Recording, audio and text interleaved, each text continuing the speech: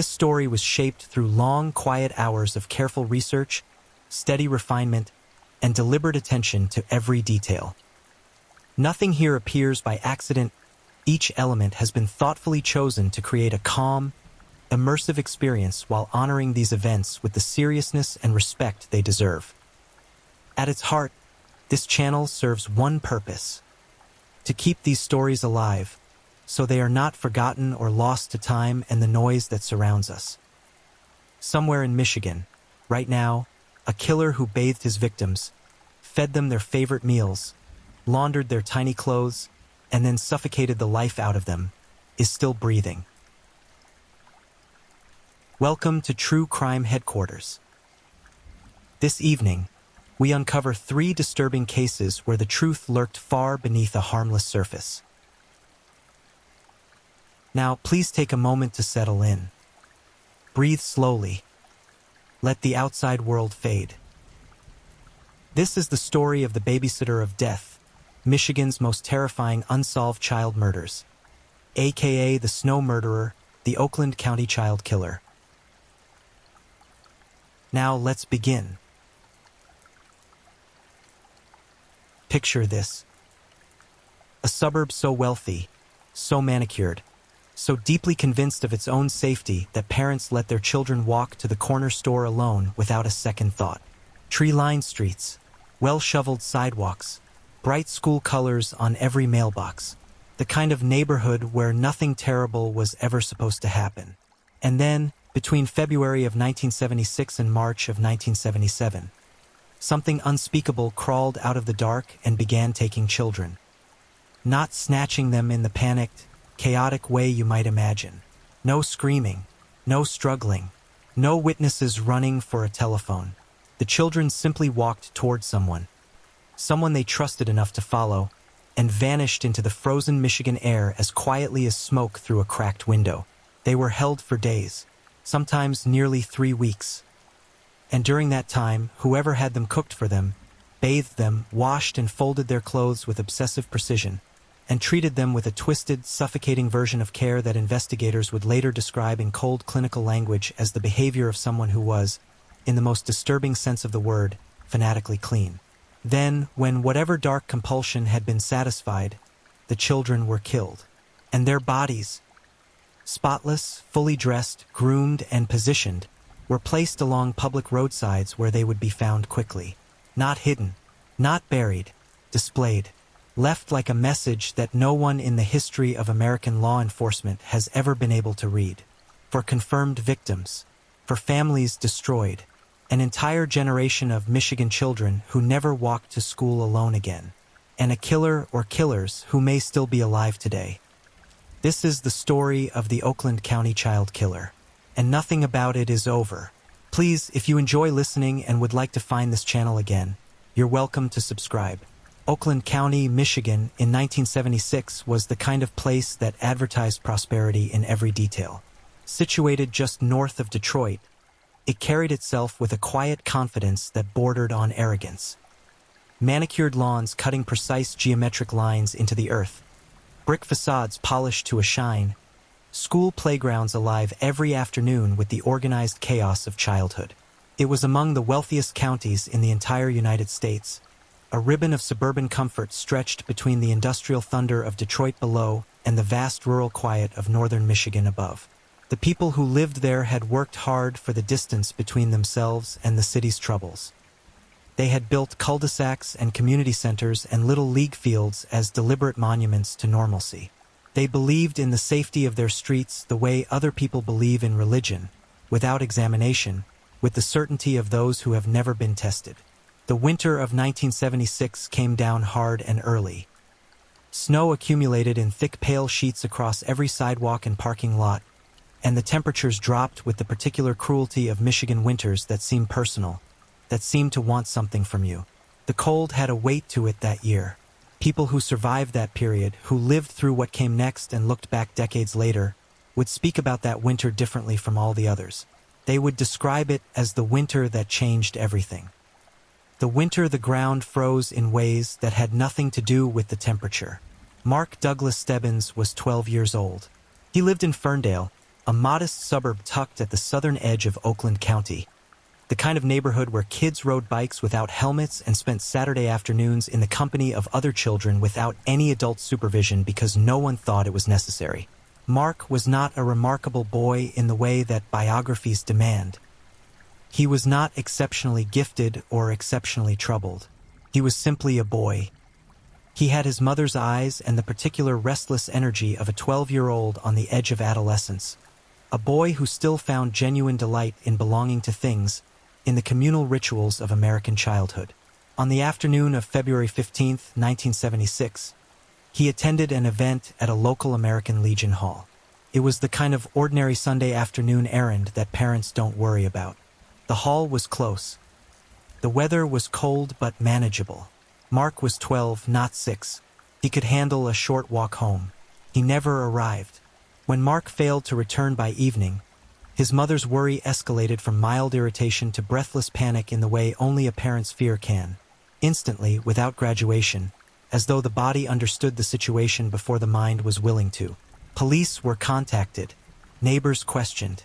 The usual grid of a missing child search was thrown over Ferndale like a net. For days passed. For days of mounting dread, of a community holding its breath while investigators worked methodically through the possibilities. Runaway, accident, confusion. And then, on February 19, 1976, Mark Stebbins was found. He was in the parking lot of an office complex in Southfield. His body was positioned in the snow with a deliberateness that struck every officer at the scene as immediately, profoundly wrong. He was not tossed or discarded. He was placed. He was wearing the same clothes he had worn when he disappeared, washed and clean, folded and straightened on his body with a care that made the discovery simultaneously mundane in appearance and absolutely monstrous in implication. Mark had been sexually assaulted with a foreign object. Rope burns encircled his wrists and ankles in dark, definitive arcs, proof that he had been bound during whatever captivity had preceded his death. There were 2 lacerations on the left rear of his skull, old enough to suggest they had occurred early in his disappearance. And the cause of death was asphyxiation. He had been strangled, the life pressed out of him by hands or ligature at the end of what had been, for 4 days, an unimaginable captivity. The investigation that followed was thorough in the way that first investigations always are, before exhaustion and dead ends wear the urgency down to routine. Detectives from multiple departments worked the case. Tips came in. Names were collected. The standard machinery of homicide investigation turned and turned. No arrest followed. No suspect was named publicly. The killing of Mark Stebbins was treated, in those early months, as the worst possible thing. A singular atrocity, a nightmare from which the community would eventually recover. There was no reason yet to believe it was the beginning of something. The spring of 1976 thawed and dried. Summer came with its particular Michigan generosity. Long golden days, the smell of cut grass and lake water, children once again spilling out of every door and down every sidewalk. The terror of February softened under the heat, and while the Stebbins family lived forever in the aftermath of what had been taken from them, the wider community moved forward with the resilient thoughtlessness of people who do not yet know that the worst is not behind them. Autumn arrived. The leaves turned the brilliant violent colors that Oakland County wore like a costume in October. Orange and crimson and deep arterial red against a sky that had already begun to harden toward winter. And then December came. And with December came the snow. And with the snow came the second child. Jill Robinson was 12 years old. She lived in Royal Oak, another of Oakland County's comfortable suburbs, in a house on a street that looked like every other street in the county. Safe, domestic, utterly unremarkable. On the evening of December 22, 1976, 4 days before Christmas, Jill had an argument with her mother. It was the kind of argument that happens in millions of homes between mothers and daughters. About dinner, about preparations, about some small domestic frustration magnified by the close quarters of holiday togetherness. Jill left the house. She took her bicycle. She took a backpack. She walked out the door the way 12-year-olds have always walked out the doors of their houses after arguments. Impulsively, emotionally, without any real destination in mind. She never came home. The following day, December 23rd, her bicycle was discovered behind a local hobby store. The bicycle was not damaged. It was not thrown down in panic or abandoned in haste. It was simply there, leaning against the building the way a bicycle leans when its rider has stepped inside for a moment, which meant Jill had been approached or had approached someone nearby. The search for Jill Robinson was massive and desperate. Christmas passed with her family in the particular agony of a holiday that cannot be celebrated, that sits on the calendar like a wound. On the morning of December 26th, Jill Robinson's body was found alongside Interstate 75 in Troy. She was fully clothed. Her backpack was with her, still fastened, as though she had been going somewhere important. Her body was positioned at the roadside with the same deliberate, chilling composure that had characterized the discovery of Mark Stebbins 10 months earlier. Not discarded, but arranged, placed, and she had been placed within clear view of the Troy police station. The proximity was not accidental. Nothing about this was accidental. The cause of Jill's death was a single shotgun blast to the face. A 12-gauge shotgun, fired at close range. The violence of it was catastrophic, final, and wholly inconsistent with the strange tenderness that had preceded it, because the autopsy established with cold clarity that Jill Robinson had been fed and cared for at least 3 days before she was killed. She had eaten. She had been housed somewhere. Like Mark before her, she had been laundered, her clothing clean and ordered. Unlike Mark, she showed no signs of sexual assault.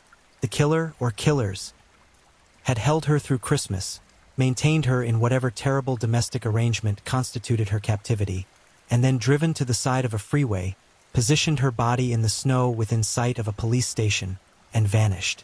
The discovery of Jill Robinson's body shattered whatever remained of the community's ability to frame these events as isolated tragedies. The similarities to the Stebbins case were immediate and undeniable. The abduction from a public area, the period of captivity, the meticulous cleaning and dressing of the body, the deliberate public placement.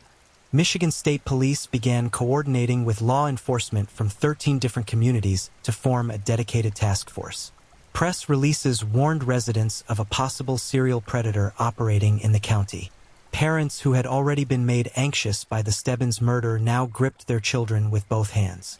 The playgrounds began to empty. The after-school streets grew quieter. A particular kind of fear, the kind that doesn't announce itself loudly but moves through a community like cold water through soil, reaching everywhere, chilling everything it touches, settled over Oakland County. 10 days after Jill Robinson's body was found, the third child disappeared. Christine Marie Mihalik was 10 years old, the youngest of the confirmed victims, a small girl from Berkeley who loved the ordinary pleasures of childhood. Her friends, her neighborhood, the comfortable routines of a life that had not yet been touched by anything genuinely dark. On January 2nd, 1977, she left her home to walk to a 7-Eleven convenience store on 12 Mile Road. It was a short walk, a familiar one, the kind of errand parents permit without anxiety because the distance seems manageable, the route seems safe, the neighborhood seems trustworthy. Christine never returned from the 7-Eleven. Her disappearance sent shock waves through a community already stretched to the edge of its composure. Here was the third child, snatched from a county that was now fully aware that something predatory was moving among them. The task force intensified its work. Tips flooded in. Investigators interviewed neighbors, store clerks, passing motorists. The blue-white Michigan winter closed around the investigation like a fist. 19 days passed. 19 days during which Christine Mihalik was alive and held somewhere within or near Oakland County, fed and bathed and maintained in captivity by someone whose intentions and identity remained completely obscured. On January 21st, 1977, a mail carrier traveling a rural road in Franklin Village found Christine's body lying in the snow at the roadside. She was fully clothed. She was positioned in plain view of several nearby homes. She had been smothered to death, suffocated in the same manner as Mark Stebbins, and the medical examiner determined she had been killed within the previous 24 hours. She had been alive for 18 of her 19 missing days. Whatever end had come to her had come recently, deliberately, and with the same ritualistic precision that had characterized every previous disposal. The clean clothes, the groomed appearance, the body placed where it would be discovered quickly and publicly. Forensic examination of Christine's body would eventually yield something that would not be fully understood for decades: a hair. A single hair on her clothing that carried mitochondrial DNA consistent with a young man named James Vincent Gunnels, a teenager at the time who had been victimized by a man whose name would become central to every theory about this case in the years ahead. But in January of 1977, that connection lay dormant and undiscovered, buried in evidence that no technology yet existed to properly interrogate. The hair was simply there, waiting, as killers' mistakes always wait, patient, invisible, and ultimately more durable than the crimes they witnessed. The task force now had 3 dead children, 6 crime scenes, each victim taken from one location and deposited in another, and a profile that was emerging with terrible clarity. The killer was organized, methodical, patient. He held his victims for days, sometimes close to 3 weeks, and during that time he fed them, bathed them, and kept them in a captivity that left almost no forensic trace. He or they, investigators could not rule out the possibility of multiple actors, appeared to have access to a private, enclosed space where children could be held without detection. The victims showed no defensive wounds, no signs of prolonged struggle. They had not been broken down by starvation or visible brutality during their captivity. They had been maintained, and then they had been killed, and then they had been arranged. A psychological profile constructed in those early months described the killer as someone with an abnormal compulsion toward cleanliness, a high level of intelligence, and a sexual deviance that was sophisticated rather than impulsive. He was not a disorganized predator, not someone driven purely by sudden, uncontrollable rage. He was something considerably more disturbing. A person who planned, who controlled, who maintained a functional exterior while operating an interior life of profound and lethal darkness. Police profilers suggested he was likely someone children would trust without hesitation, someone whose demeanor, appearance, or occupation carried an inherent authority. A teacher, a coach, a person of the cloth, someone who looked like help. The winter of 1977 settled over Oakland County with the weight of what had already happened and the dread of what might still be coming. Parents drove their children to school and waited at bus stops in the pre-dawn dark. Fingerprinting programs were launched in elementary schools. Community meetings drew hundreds of terrified residents who wanted answers that no one could provide. Every man walking alone near a school or a park became, in the eyes of his neighbors, a potential monster. The social fabric of the county, the easy trust between strangers, the unspoken compact that adults look out for all children, had been torn open and could not be repaired simply by wanting to repair it. And still, the killer was not done. There was one more child to take, one more family to destroy, one more body to arrange in the snow with the quiet, appalling care of someone who understood that the act of killing was only half of what he wanted, and that the presentation, the display, the deliberate visibility was the other half. The message was still being written. The horror was still being constructed piece by piece, child by child, in the frozen landscape of the most prosperous county in Michigan. The 4th child would be a boy. His name was Timothy. He was 11 years old, and his disappearance, his captivity, and his death would become the case's most devastating chapter. And the thread that, decades later, would unravel the deepest and most disturbing secrets buried beneath the official story of what happened in Oakland County between 1976 and 1977. But before Timothy King walked out of a pharmacy into a parking lot and toward a blue car and a man whose face a witness would never quite forget, the community had one last ordinary moment to hold on to. One last afternoon where the nightmare had not yet consumed everything. Where children were still children, and streets were still just streets, and the county was still only on the edge of understanding what had come to live among them. That afternoon lasted until March 16, 1977. Then it ended. Birmingham, Michigan, in March of 1977 was a suburb under siege by its own anxiety. The city sat in the middle of Oakland County with a self-conscious elegance. Brick storefronts, wide clean sidewalks, the kind of downtown that small American cities cultivate as proof of their own civilization. But by the spring of that year, the elegance had been invaded by something that refused to be ignored. Flyers were posted on telephone poles and bulletin boards. Task force hotline numbers were printed in the local papers. The schools had sent notes home. The news, every night, delivered another update on an investigation that seemed to produce leads without producing answers, motion without progress, the illusion of urgency without its substance. In this climate, Timothy John King was 11 years old and doing what 11-year-olds do. Moving through a world that his parents had tried, as best they could, to protect him from without protecting him from it entirely. Tim was a vivid, energetic child, the kind of boy who occupied a room fully and left his presence behind when he departed. A skateboard he was saving up money for, a carefully maintained wish list that included a light blue warm-up suit he intended to purchase with his mother the following weekend. He was a boy of specific desires, of concrete plans, of the particular forward momentum that belongs to children who are entirely unselfconsciously alive. His father, Barry, was a lawyer. Careful, precise, methodical. His mother, Marion, held the household together with a quiet determination. His older sister, Kathy, adored him. By every measure that mattered, Timothy King was surrounded by people who loved him and a life that was, in its essential shape, good. On the afternoon of Wednesday, March 16, 1977, Tim left his home on foot to travel to the Hunter Maple Pharmacy in downtown Birmingham. It was a short walk, familiar, safe by every ordinary calculation. He wanted to buy candy. He was carrying his skateboard. The day was unusually warm for March in Michigan, one of those unseasonal reprieves where the sun arrives with actual heat and people step outside without their coats and feel, briefly, that winter is actually ending. Children played outside after school. The streets were alive in a way they hadn't been in weeks. Tim arrived at the pharmacy.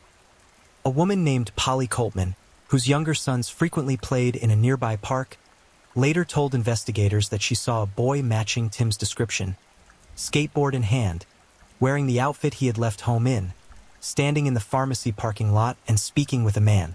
The man was near a vehicle. The vehicle, according to Polly's description and those of one other witness, was a blue AMC Gremlin with a white stripe along its side. The Gremlin was a compact, unremarkable car, the kind that blended into suburban parking lots without attracting attention. The man, based on composite sketches assembled from witness descriptions, was white, between 25 and 35 years old, with dark shaggy hair that fell past his ears, prominent sideburns, a defined jawline, and the kind of face that read, at first glance, as ordinary. Approachable, the kind of face a child would not run from. Tim King was never seen alive again after that parking lot. The search that followed was unlike anything Michigan had ever witnessed. The 3 previous disappearances had already triggered the largest manhunt in the state's history, and the abduction of Tim King, the 4th child in 13 months, vanishing from the heart of Birmingham in broad afternoon daylight, pushed the investigation into a category of national visibility and community terror that redefined what such events meant for American suburbs.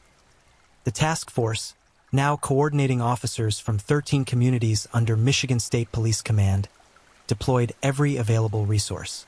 More than 18,000 tips flooded in over the following days and weeks. Gremlin owners across Oakland County were interviewed.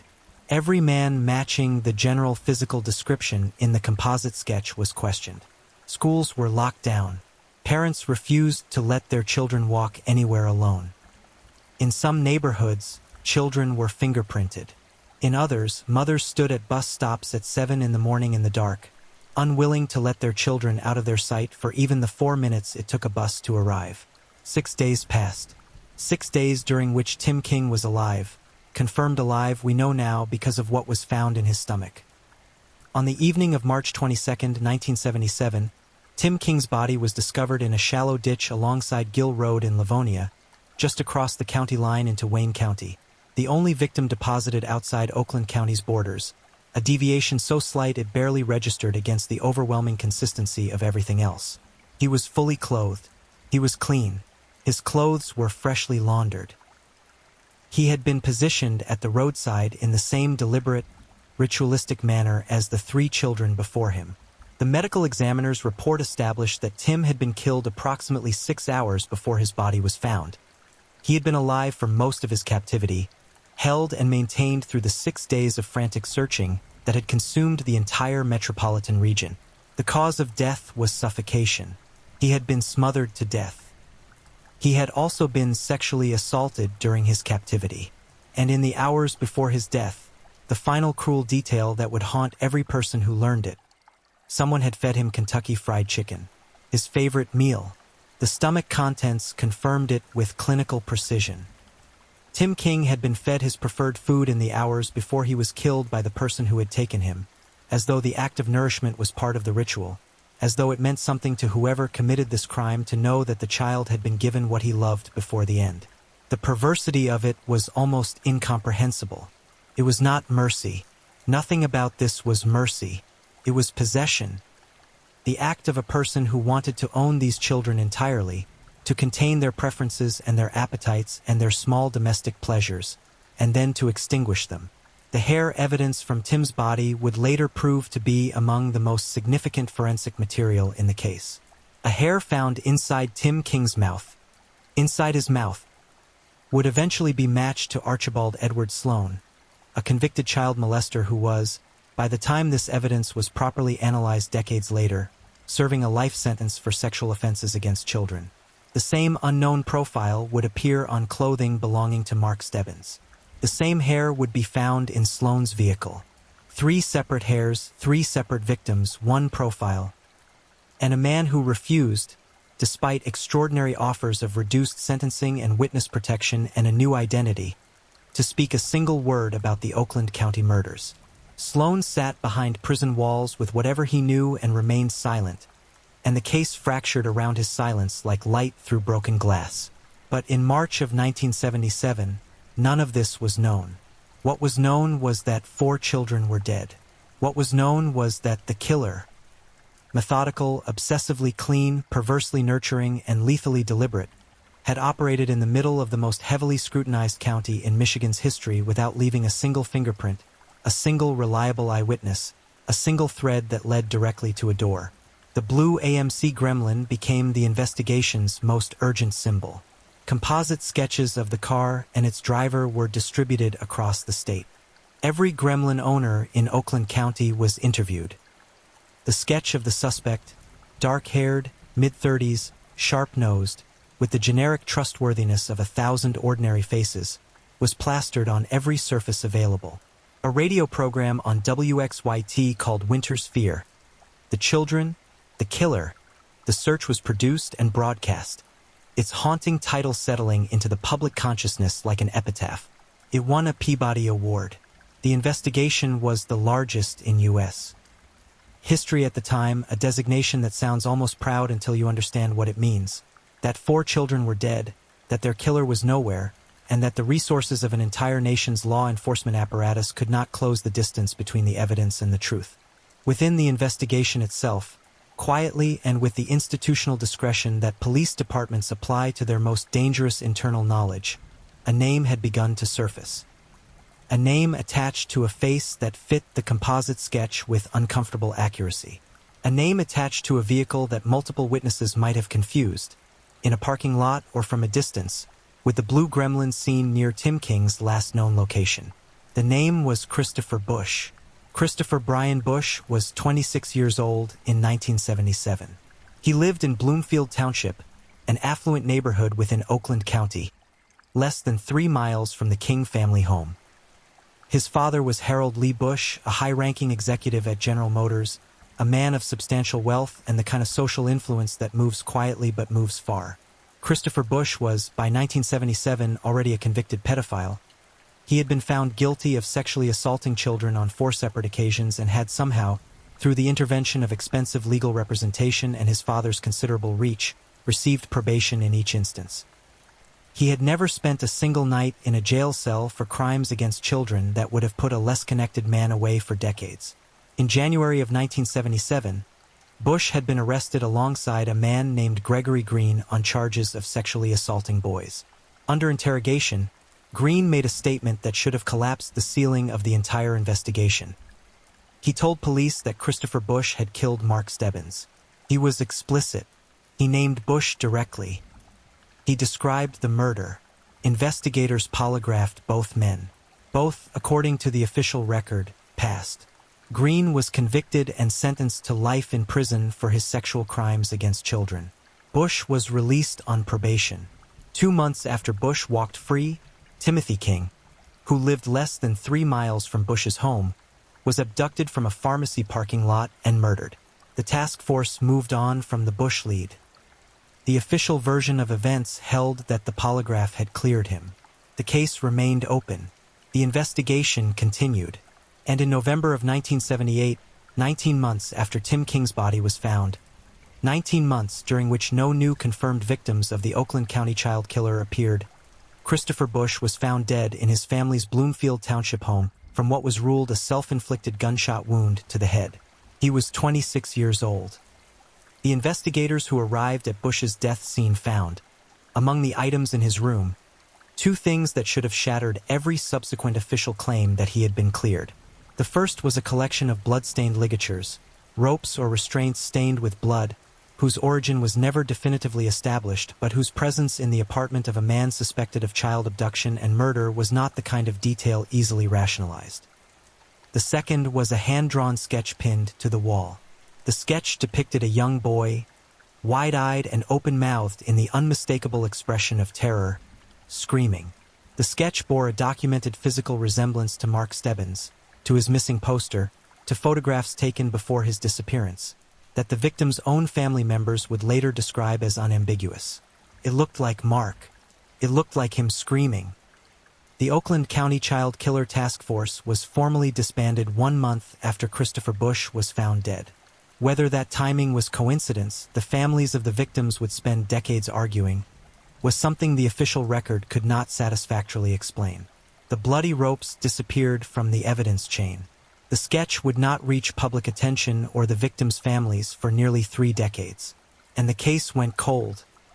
Not with the sudden snap of a door closing, but with the long, slow refrigeration of institutional indifference, the kind of cold that accumulates in files and storage rooms and is mistaken, by everyone except the people left behind, for resolution.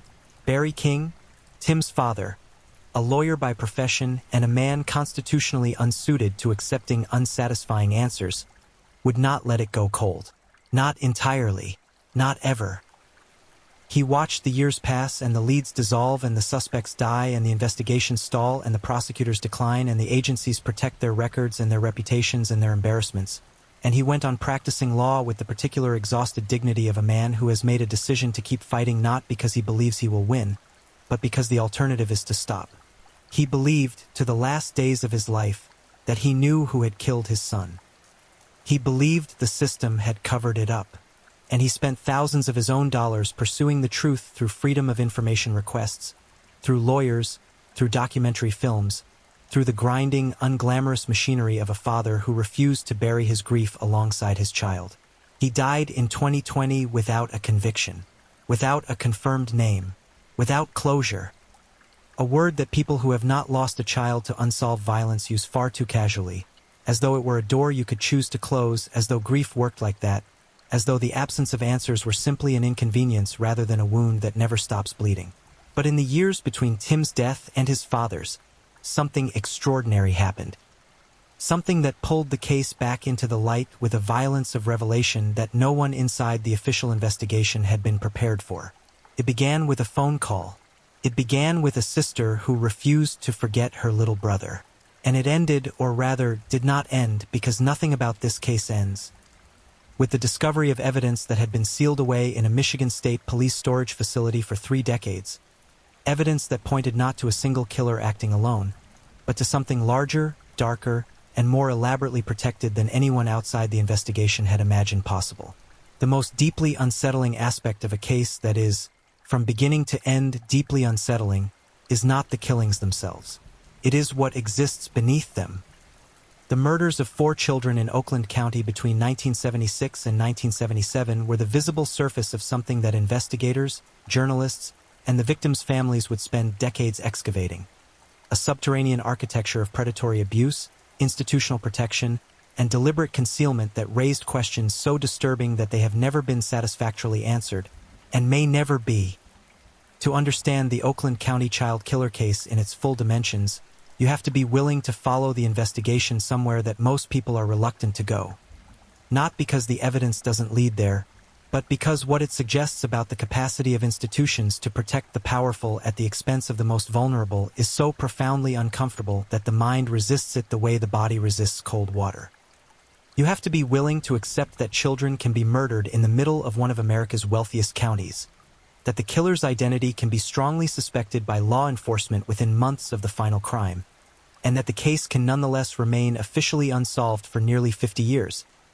Not purely because of forensic limitations, but because of choices made by people with authority and self-interest and the institutional power to bury evidence in storage rooms where it might remain undisturbed until the people who buried it were safely dead. That is what the evidence suggests. Not with the certainty of a courtroom conviction, but with the accumulated weight of documents, testimonies, DNA findings, and the documented behavior of agencies that fought for decades against the release of records that should have been public from the beginning. The name of the place where many of these threads converge is North Fox Island. It sits in Lake Michigan, remote and accessible only by boat or private aircraft, and in the early and middle 1970s it hosted an operation calling itself Brother Paul's Children's Mission, or in some iterations, Brother Paul's Nature Center.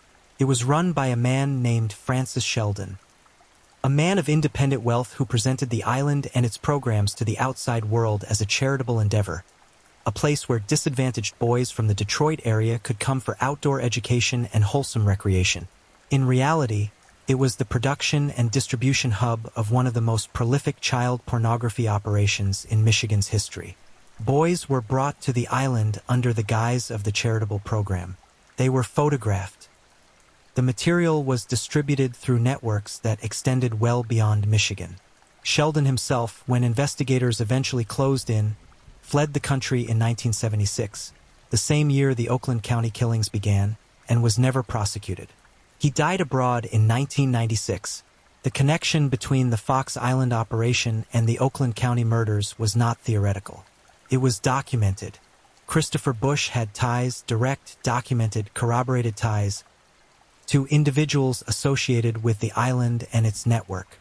Gregory Green, who had explicitly named Bush as Mark Stebbins' killer while in police custody, had his own connections to the broader predatory culture that Fox Island represented.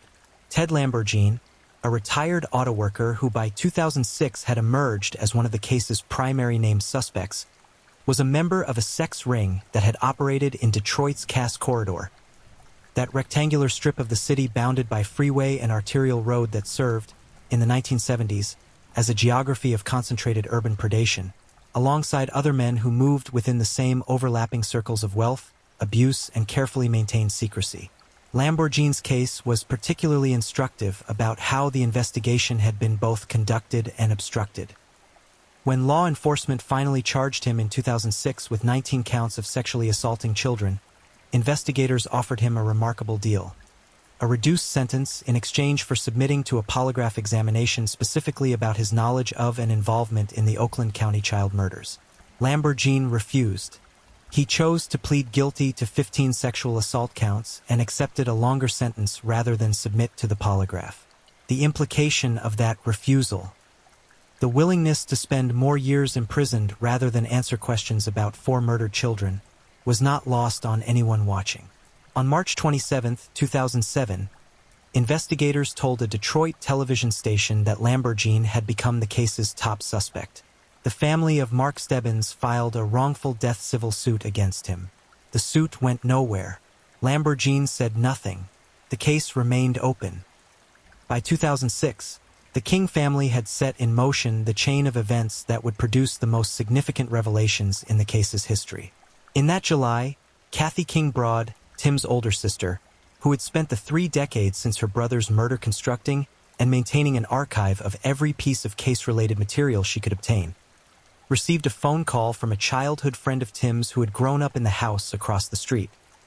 What this former neighbor shared with her was the name and story of Christopher Bush in sufficient detail to make clear that the task force had known far more about Bush than had ever been disclosed to the public or to the victims' families.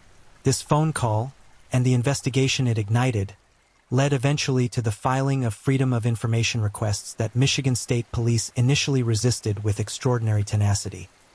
Because what was inside those files, when they were finally released in December of 2010 after multiple legal battles, was the documentation of an investigative failure of staggering proportions. Among the 3,411 pages eventually produced was the documentation of Christopher Bush's polygraph examination, an examination that, when reviewed decades later with fresh eyes by investigators, was found to be either inconclusive or indicative of deception. The original examiner's determination that Bush had passed was, at minimum, highly questionable. Also in the files, documentation that police had been aware of the blood-stained ligatures and the sketch found at Bush's death scene in November 1978, and had never disclosed this information to the victims' families. For nearly 30 years, while those families grieved without answers, the knowledge that a prime suspect had died in possession of what appeared to be trophies.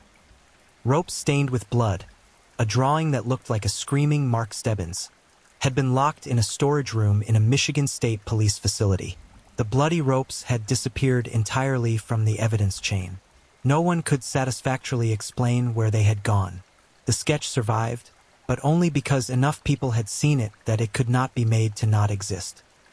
When investigators finally showed the sketch to the Stebbins family decades after it had been found, the reaction was immediate and devastating. It looked like him. It looked exactly like Mark. The family had been living for 30 years without knowing that this existed, without knowing that the man most credibly suspected of their son's murder had kept a picture of a screaming child on his wall. The DNA evidence that eventually became the investigation's central forensic battleground complicated the Bush theory without resolving it.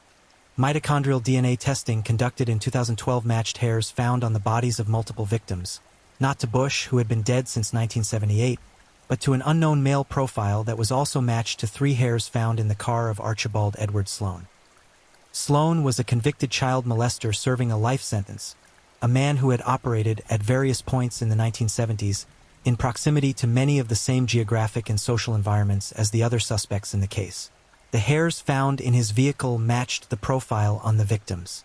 1 hair had been found on Tim King's clothing, 1 on Mark Stebbins' clothing, 1 inside Tim King's mouth. Sloan was approached with offers that should have been impossible to refuse. Investigators told him they would arrange his release from prison on a monitoring bracelet. They offered him a new identity. They offered him the kind of second life that men serving life sentences can only dream about in the abstract. In exchange, all he had to do was talk. All he had to do was tell them what he knew about 4 murdered children whose bodies had been placed in the snow of Oakland County 40-odd years ago.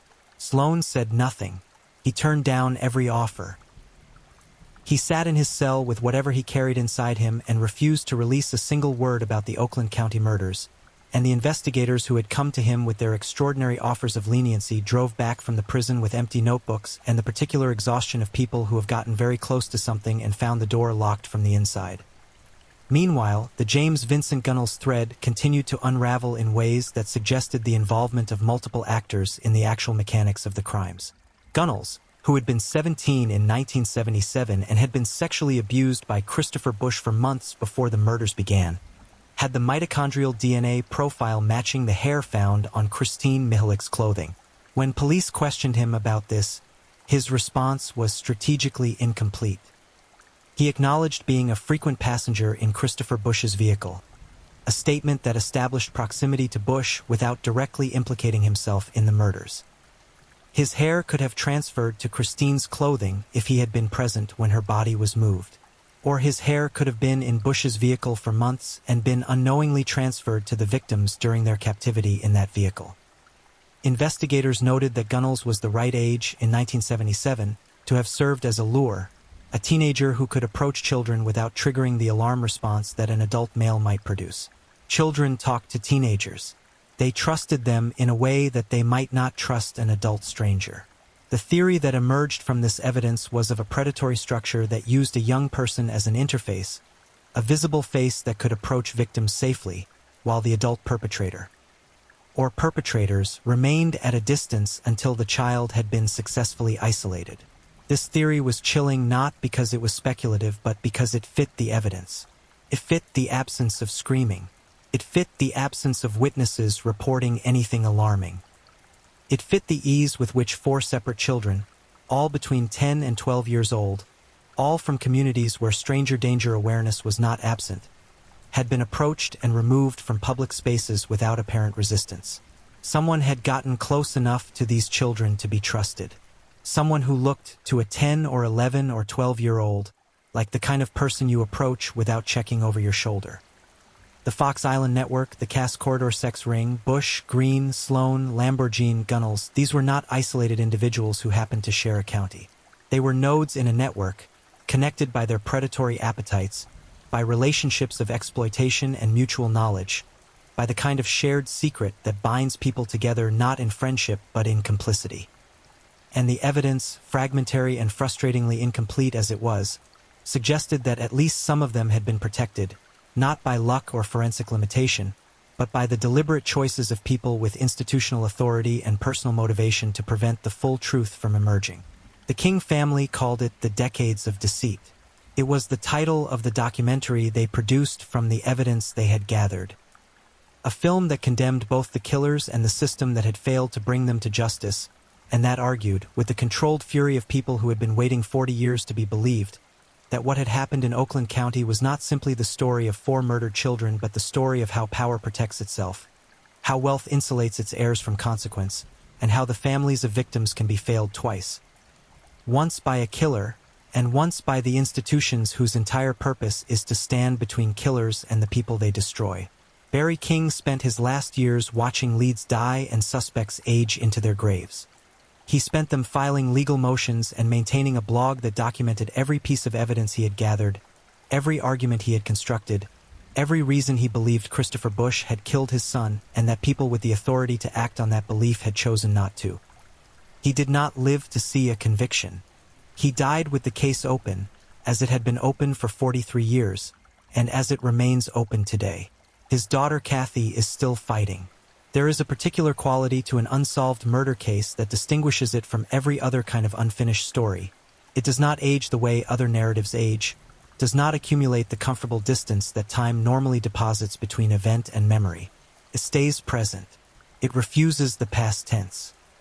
For the families of the 4 children murdered in Oakland County between 1976 and 1977, the case has always been happening. It happened yesterday.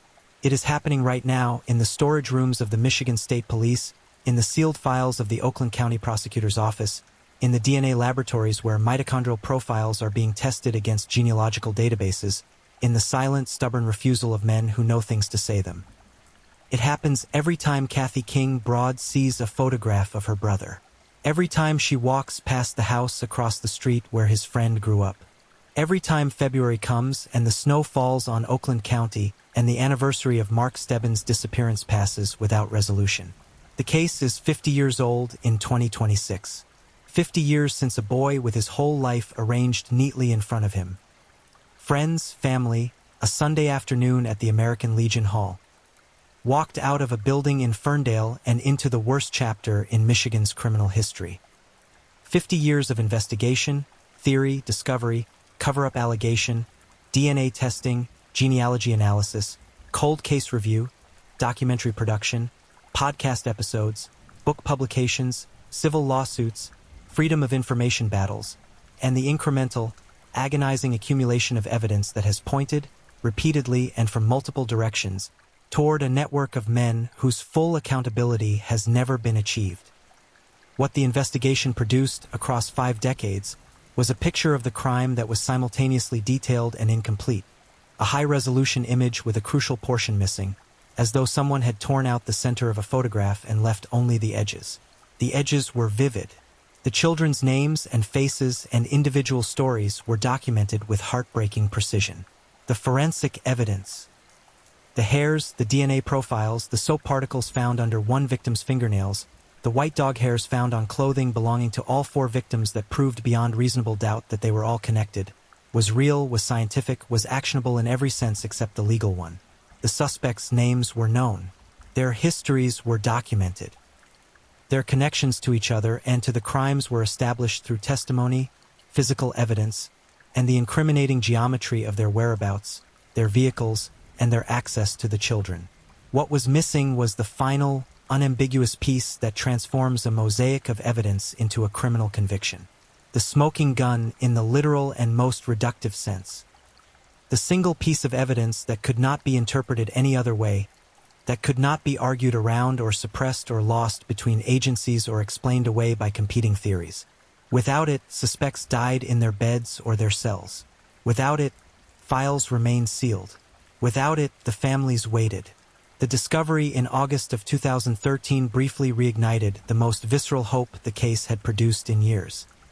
Construction workers breaking ground on a new subdivision in Grand Blanc Township, south of Oakland County, unearthed car parts.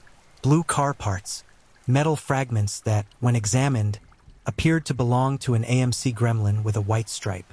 The same car, or an identical one, that witnesses had reported seeing in the parking lot where Tim King had last been seen alive in March of 1977.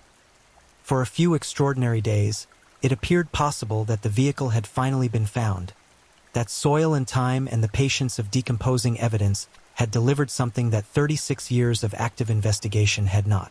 Investigators from the Michigan State Police descended on the site. They tested. They analyzed. They traced the metal back through automotive history with the careful attention of people who understand that a single piece of evidence, after this many years, can close or reopen everything. The parts did not match. The vehicle was not the Gremlin. The subdivision went up over ground that had offered a moment of false hope and then taken it back with the same indifferent geological silence that had hidden the car parts in the first place. The families received the news with the exhausted stoicism of people who have been disappointed so many times that the shape of disappointment is now familiar, even expected. They had learned, across decades, to hold their hopes at arm's length. Not out of cynicism, but out of self-preservation. The technological advances of the 21st century brought new possibilities to evidence that had been collected in the 1970s with the forensic tools of the 1970s. Mitochondrial DNA analysis, which examines genetic material passed through the maternal line and does not degrade as rapidly as nuclear DNA, allowed investigators to extract meaningful profiles from hair samples that had been sitting in evidence bags for 30 years. Genealogical DNA databases, the same networks of consumer genetic testing that have solved cold cases across the country in recent years, offered the possibility of working backward from a DNA profile to a family tree, and from a family tree to a living suspect or a recently deceased one. Oakland County Sheriff Mike Bouchard, who had been a young officer during the Tim King search and had never stopped following the case, directed his team in the 2020s to apply artificial intelligence analysis and advanced DNA genealogy techniques to every piece of surviving biological evidence. The application of AI to case files, the digitization of documents, the algorithmic analysis of connections between names and locations and dates that human investigators reviewing thousands of pages might miss, produced what investigators described as promising patterns. Whether those patterns would eventually produce the legally sufficient evidence required for an arrest was, as of 2026, still unanswered. The case remained open. The Michigan State Police maintained an active tip line. New tips were processed as they arrived, with the careful attention of investigators who understood that the person with the final piece of this puzzle might not have realized its significance, might have been carrying a memory for 50 years that they assumed everyone already knew.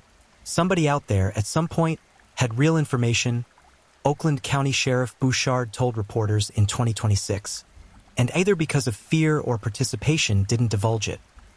The statement carried the weight of someone who believes the answer exists, that it is not lost, not destroyed, not beyond reach, but deliberately withheld. That somewhere in Michigan, in a memory or a conscience or a collection of documents someone has chosen not to surrender, the truth about 4 murdered children is being kept from the people who need it most. The profile of the killer, constructed across decades from forensic evidence and behavioral analysis, has remained remarkably consistent. He was organized. He was patient. He had access to a private space, a house, a cabin, a room, where children could be confined without detection for weeks at a time. He had a vehicle appropriate for transporting victims. He fed them. He bathed them with obsessive regularity. Soap particles were found literally embedded under one victim's fingernails, proof of a cleansing ritual so thorough it left physical evidence in the places most difficult to reach. He was someone children would follow willingly, which meant he possessed either an authoritative appearance or the particular social fluency of a practiced predator who knew how to make himself seem safe. He was likely operating within a network. The evidence for this, from the multiple DNA profiles to the testimony of survivors from connected criminal operations, is substantial, which means the question of how many people knew and how many people chose silence is larger than the question of a single killer. He placed his victims publicly. This detail, repeated across all 4 cases with the precision of ritual, is the behavioral element that investigators and criminal psychologists have consistently identified as the most revealing. He did not bury them. He did not attempt to prevent their discovery. He wanted them found. He placed them where passing motorists and mail carriers and early morning walkers would encounter them within hours of his departure. The act of placement, the cleaning, the dressing, the positioning, was not a precaution against detection. It was a statement. The children were meant to be found exactly as they were. Clean, composed, arranged. A presentation. A message in a language that no profiler in 50 years has been able to fully decode, but whose emotional content, the ownership it expressed, the perverse tenderness and absolute control it enacted, spoke to something in the killer's psychology that was as deliberate as his method of killing. There are 4 names that should never be forgotten. Mark Douglas Stebbins, 12 years old, of Ferndale, who left an American Legion Hall on a February Sunday and was found 4 days later in a parking lot, bound and strangled and clean. Jill Robinson, 12 years old, of Royal Oak, who left her home after a Christmas argument and was found on the roadside beside a freeway within sight of a police station, shot in the face and wearing her backpack. Christine Marie Mihalik, 10 years old, of Berkeley, who walked to a 7-Eleven and was found 19 days later on a rural road, smothered and dressed in laundered clothes. And Timothy John King, 11 years old, of Birmingham, who walked to a pharmacy for candy and was found in a ditch 6 days later, strangled and washed and fed his favorite meal in the hours before his death. For children, for families, for communities that were never the same afterward, that lost something in those 13 months that prosperity and effort and the passing of years could not restore, the fundamental, taken-for-granted belief that the world children inhabit is basically safe, that the streets they walk are governed by rules that protect the small and the innocent, that the adults they encounter are, by default, trustworthy. Oakland County in 1977 could not offer its children that belief anymore. The parents who fingerprinted their kids, who drove them to bus stops before dawn, who stopped letting them walk to the corner store alone, they were not being overprotective. They were being accurate. They had learned, at the worst possible cost, what the world actually contained. The case has generated books, documentaries, podcasts, investigative journalism awards, and decades of public advocacy from families who refuse to let it be archived into irrelevance. Kathy King Broad, Tim's sister, has been the most persistent public voice of that advocacy. A woman who has spent half a century with her brother's murder as the defining fact of her life, who has compiled archives and testified to legislators and confronted prosecutors and demanded accountability from institutions that preferred to be left alone. Her mother Marion, who lived with the knowledge of Tim's death for the rest of her long life, died in 2022. Her father Barry died in 2020, still convinced he knew who had killed his son, still unable to prove it in a court of law, still certain that the answer was somewhere in the documents that had been kept from him and from the world for so many decades. "You know who I want to come forward?" Kathy said in a 2026 interview.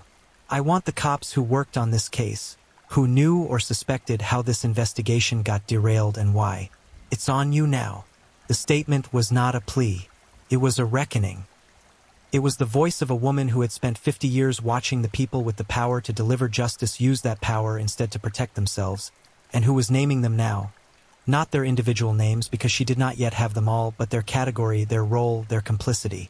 The officers who knew, the prosecutors who declined, the families who buried evidence alongside their sons. The agencies that filed and sealed and stored and stonewalled while 4 families lived in the open wound of unanswered murder. In the spring of 2026, as Michigan saw the 50th anniversary of Mark Stebbins' disappearance pass without an arrest. The Michigan State Police confirmed that the investigation remained active. The tip line remained open. The DNA database matching was ongoing. The digitization of records was continuing. Somewhere in that accumulated mass of material, the 3,400 released pages, the sealed documents, the biological evidence extracted from clothing worn by children who had been dead for half a century, the answer may already exist. It may be waiting in the same way that Polly Coltman's witness statement waited for decades, in the same way that the hair inside Tim King's mouth waited, in the same way that the sketch of a screaming boy on Christopher Bush's wall waited. Patient, preserved, carrying the weight of what it knew without the ability to speak. The killer, or the last surviving member of the group responsible, is, if still alive, old now. Old enough that death may arrive before justice, as it has arrived for Barry King and Marion King, and for so many others who spent their lives waiting for an ending that the case has refused to provide. The evidence may outlast everyone who created it. The DNA may persist long after the investigators who collected it have retired and died. The truth about what happened to 4 children in Oakland County in 1976 and 1977 may survive every human being who participated in what happened and in what followed. The snow still falls on Oakland County every winter. It falls on the parking lot where Mark's bicycle was never found, on the stretch of Interstate 75 where Jill was left in the gray December morning, on the rural road in Franklin Village where a mail carrier stopped his truck and found Christine in the frozen roadside grass. It falls on the ditch along Gill Road in Livonia where Tim was found in his laundered clothes with Kentucky Fried Chicken in his stomach and a killer's fingerprints nowhere on his body. It falls on the streets those children walked down and never walked back up. Covers everything, preserves everything, and somewhere beneath it, the truth is still there, cold, intact, and waiting for someone with the courage to bring it finally, irrevocably, into the light. There always will be. If you're new here, welcome to the channel, where we dive into true crime stories with calmness and respect. A special shout out to my amazing subscribers who've been with me from the start. Thank you for your incredible support. If you're still with me, drop a comment. Let me know where you're tuning in from and what time it is in your part of the world. Or just say hello so I know you're still here. And if you haven't already, make sure to like this video and hit subscribe so you won't miss any of our upcoming true crime stories perfect for winding down. Now, let's move on to our second story. Story 2. The Pensioners' Slaughterhouse. This is the case of Yaroslav and Dana Stodola, a.k.a. the Reapers of Slavosov.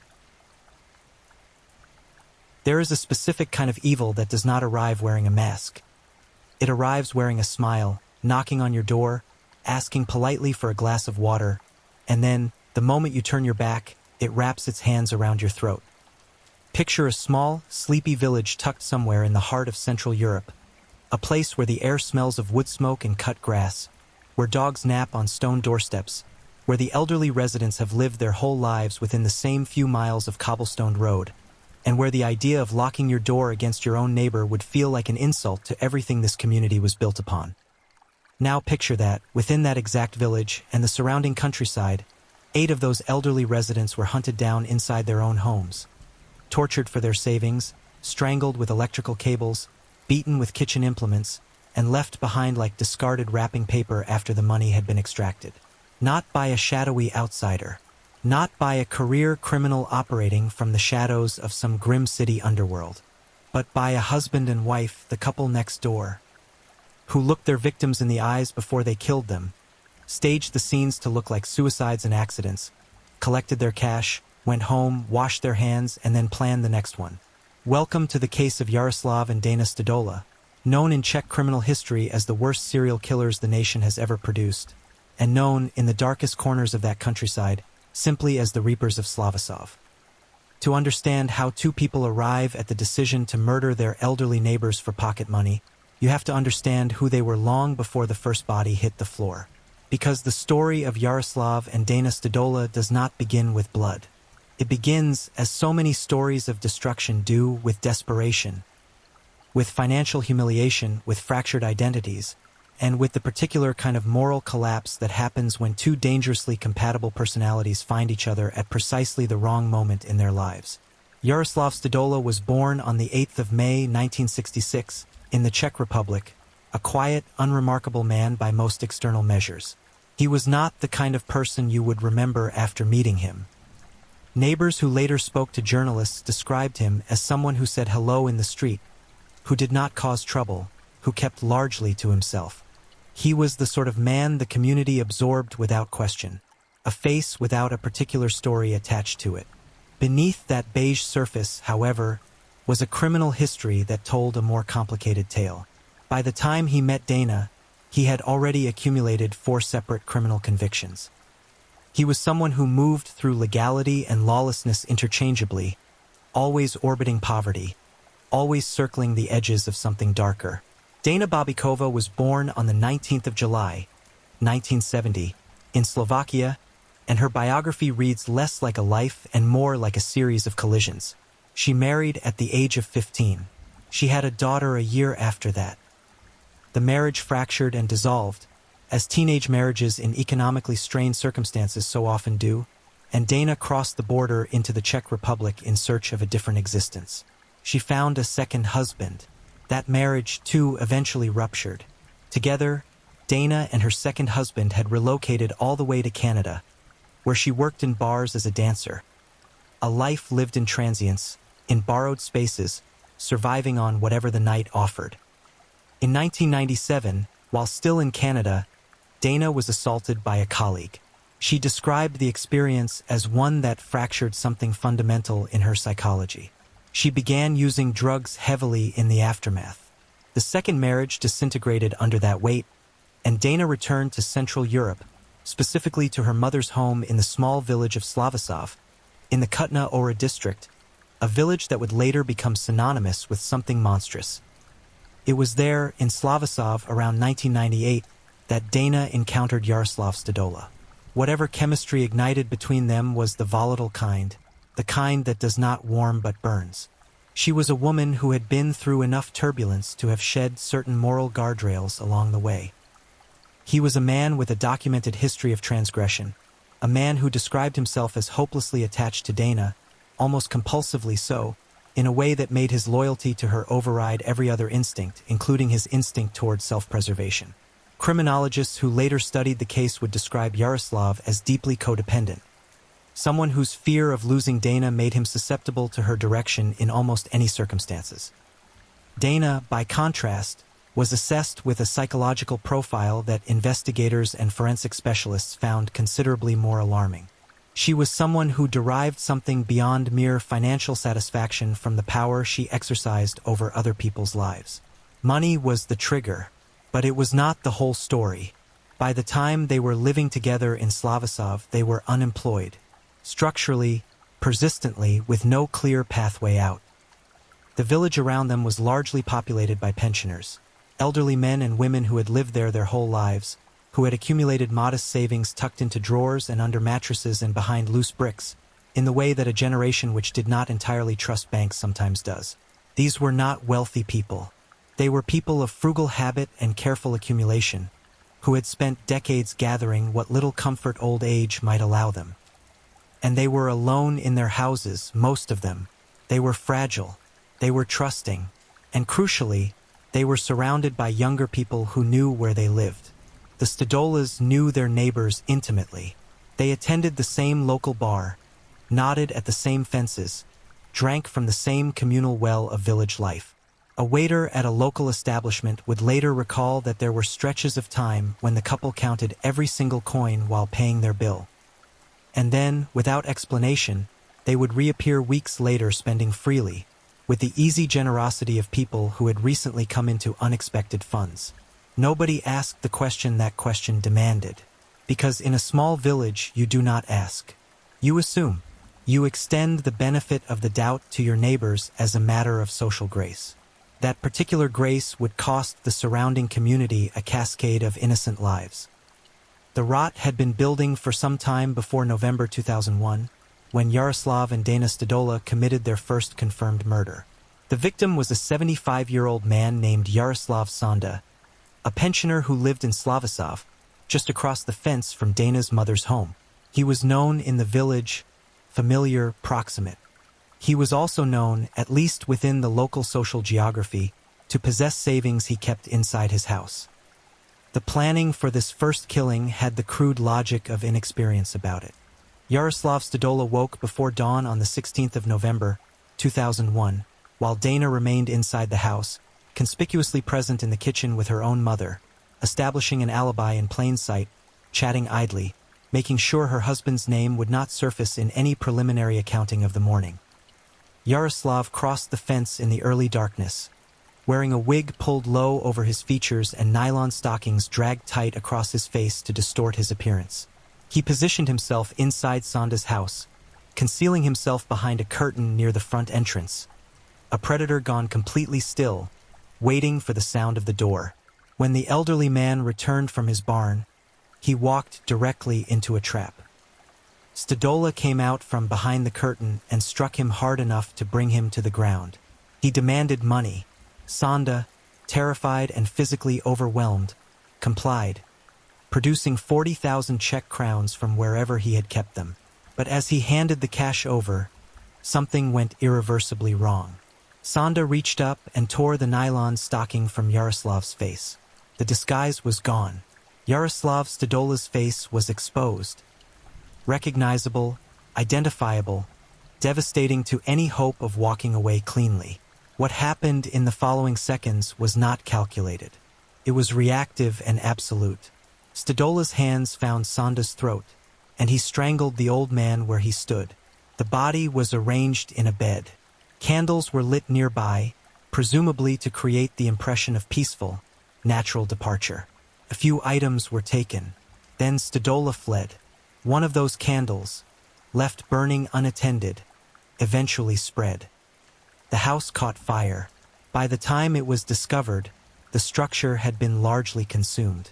When investigators recovered the body and conducted a preliminary examination, the forensic doctor assigned to the case failed to detect the trauma to the skull that Stodola had inflicted, and found no indication of the strangulation that had ended Sanda's life. The official conclusion was death by natural causes, the body of an elderly man found in the ruins of a fire. Village gossip reportedly recalled that Sanda had often said he would sooner see his house burned to the ground than pass it on to his children. The police closed the case. No murder investigation was opened. Yaroslav and Dana Stodola had committed a killing and walked away without consequence, without inquiry, without so much as a knock on the door. If the first murder was unplanned, a panicked escalation during a robbery, the second was something considerably more deliberate and considerably more disturbing. 12 days after Sanda's death, on the 28th of November, 2001, Dana Stodolova moved alone. Her target was Rozina Skohautilova, a 68-year-old woman who lived nearby and who was understood to keep valuable jewelry in her home. Dana entered Skohautilova's house and confronted the woman about the jewelry. When Skohautilova refused to cooperate, when she declined to surrender what she had accumulated over a lifetime, Dana's response was not to leave. Dana gagged her. She struck the elderly woman twice across the head with a rolling pin, the kind of domestic implement you find in every village kitchen, the kind of object that suggests hearth and baking and the warmth of family life. Then she produced a blade and stabbed Skohautilova 4 times in the chest. The violence here was not reactive. It was not the panicked response of someone caught with their identity exposed. Dana Stodolova went to that house, could not get what she wanted, and methodically moved through a sequence of escalating brutality until there was nothing left to resist her. After the killing, she did not flee immediately. She searched the property thoroughly, collecting whatever she could find. Then, in a detail so chilling that it seems almost impossible to process, she cleaned the house, tidying up evidence of her presence, and spent the night there, sleeping in the home of the woman she had just murdered. In the morning, she left. The body of Rozina Skohautilova was not discovered for another 5 months, not until May of 2002, when her son-in-law arrived during a renovation project and found what remained of her. Police initially suspected a separate group of criminals known to have been targeting elderly residents in the district. An investigation began, but it pointed in entirely the wrong direction. The true killer was never identified at this stage, and the case stalled. Crucially, investigators would later determine that the reason Dana had targeted Skohautilova in the first place was not purely mercenary. Skohautilova had seen Yaroslav's face near the scene of the Sonda murder. She was a witness, even if she had not yet understood what she had witnessed. Dana had moved to eliminate the connection before it could ever form into a threat. By this point, before the winter of 2001 had even concluded, the Reapers of Slavosov had already killed twice. One body had been reduced to ashes.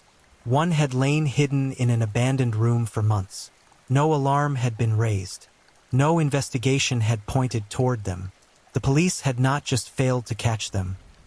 The police did not know they existed. And somewhere in that village, behind a closed door, Yaroslav and Dana Stodola were still living their ordinary lives, still counting their coins, still running out of money. The killing would not stop. It was only just beginning. What had occurred in the late months of 2001 was not the ceiling of their violence. It was the foundation of it. The two murders had proven something to this couple that would drive every subsequent act of horror. That they could do it, that no one was watching, and that the world would accommodate their crimes with alarming indifference.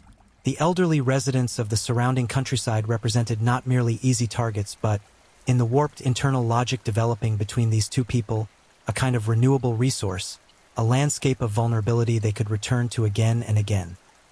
Dana, by multiple accounts and by the analysis of those who would later study her behavior, was not merely tolerating the escalation.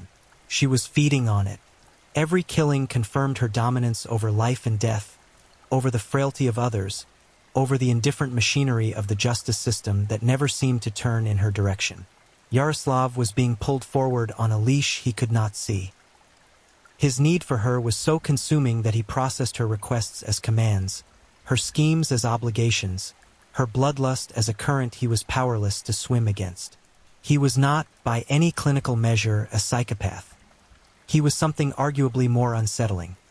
A person of ordinary psychological architecture who had been bonded to someone without conscience and who had surrendered his own moral compass to keep the connection intact. Together, they were becoming something the Czech Republic had not encountered in its post-communist criminal history.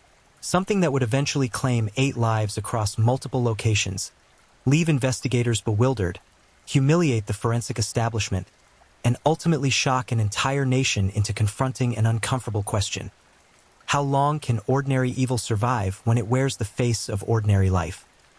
The answer, in the case of Yaroslav and Dana Stodola, was much longer than anyone should have been permitted to endure. Spring came to the Czech countryside in the year 2002 the way it always did, gradually, reluctantly, the frost retreating from the fields in slow surrender while village life began to stretch its bones after the long contraction of winter. Dogs reappeared on doorsteps. Garden gates swung open. The elderly residents of the scattered hamlets in central Bohemia and beyond resumed their routines, brief walks to collect milk, mornings in the garden, afternoons with the radio. The rhythms of age are slow and predictable. They are also, as Yaroslav and Dana Stodola had by now fully understood, fatally exploitable. The money from the Sonda robbery had run out. It always ran out. That was the structural reality of this couple's existence. A desperate cycle in which periods of false abundance, purchased with the savings of murdered pensioners, gave way eventually to the familiar hollow weight of having nothing. When the funds collapsed, the planning began again. Dana's mind turned to the landscape around her with the cold efficiency of someone evaluating inventory. On the 30th of April, 2002, the Stodolas arrived at the door of a house in the village of Mechanis.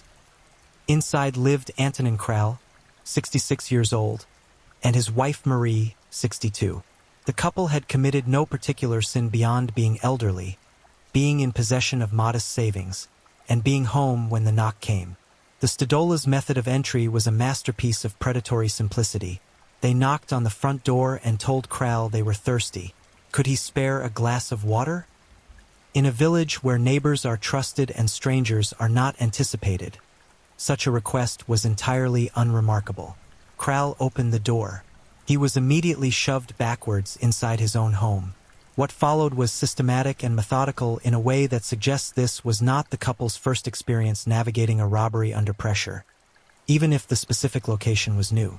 Antonin and Marie were separated, taken to different rooms, a technique that ensured each of them would be frightened and isolated, unable to draw strength from the other's presence, unable to coordinate resistance or create a unified front. Each of them, alone in a separate room, was forced to confront the demand for their savings without the comfort of the other's proximity. The psychological brutality of this approach cannot be overstated. These were not young people who could overpower their attackers. They were an elderly couple in their 60s, people whose entire social world was built around the safety of their own home, people who had never anticipated that their door would open onto something like this. Marie Kral, in her isolation, eventually told her captor where the money was hidden. She surrendered the locations. She complied with everything that was asked. It made no difference. Once the money had been extracted from the house, once the couple had served their purpose as a resource to be drained, the Stodolas killed them both. The mechanism of death was a lamp cable, the same ordinary, domestic object you might use to string up a ceiling light, repurposed here as a garrote. Antonin Kral was strangled with it first. Then Marie. Two elderly people, in their own home on an ordinary spring afternoon, murdered in sequence. Their bodies were left where they had been subdued. Two more killings. Two more sets of hands wrapping around what the victim could provide. And then, when that was exhausted, wrapping around the victim's throat. The Stodolas left.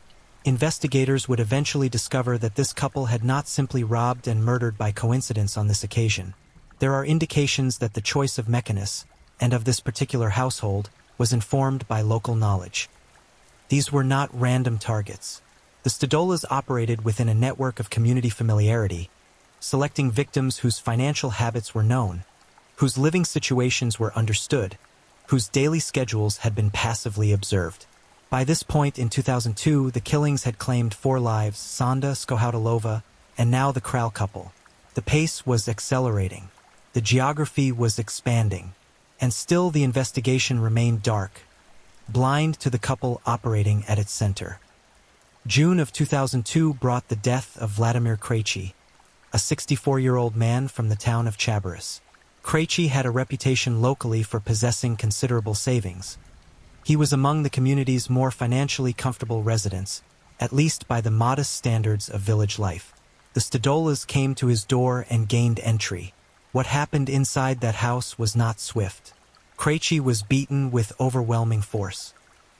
His injuries were severe enough to leave no ambiguity about the ferocity applied. He was then strangled. After his death, the couple made every attempt to convert the scene into something that would read as suicide to the first responder, positioning the body and the surrounding environment to communicate a narrative of voluntary self-destruction. The deception worked.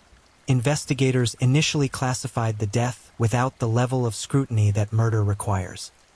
Another case closed without the correct question being asked. Then, in July of 2002, the killing moved to Kardasova Rasice, a town some distance from Slavosov, demonstrating that the Stodolas' operational range was widening. Their victim there was Maria Kandlova, an elderly woman who lived alone. Dana entered Kandlovia's home and demanded money.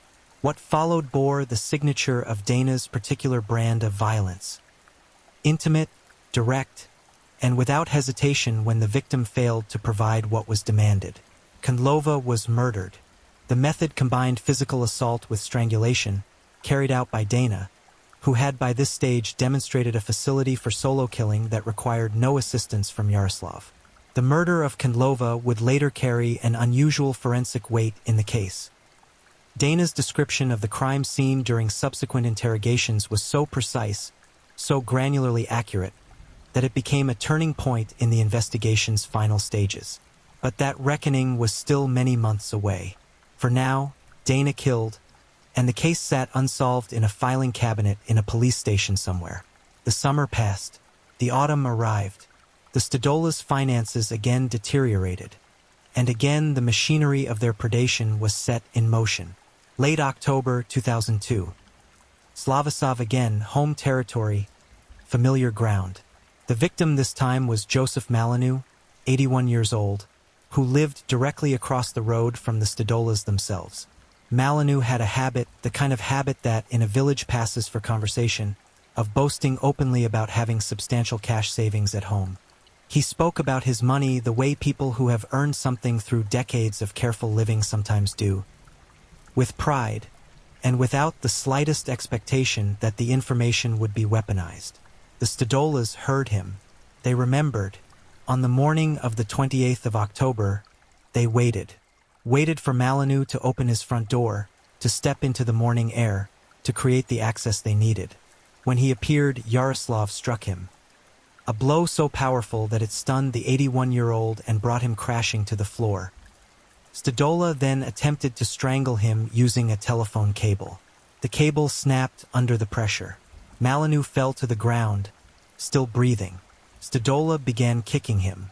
The violence was not surgical, it was panicked and furious and prolonged. Malinu, a man of 81, was kicked repeatedly by someone more than 40 years younger. Eventually, Stadola attempted to hang the body over a ceiling beam. This too failed. The elderly man was dead by the time the assault concluded, killed through the accumulated catastrophe of the blows. But the staging that followed was clumsy, insufficient, inconsistent with the clinical quality of previous efforts. The couple took 10,000 crowns from the house. They could not locate the savings worth 2 million that Malinu had boasted about.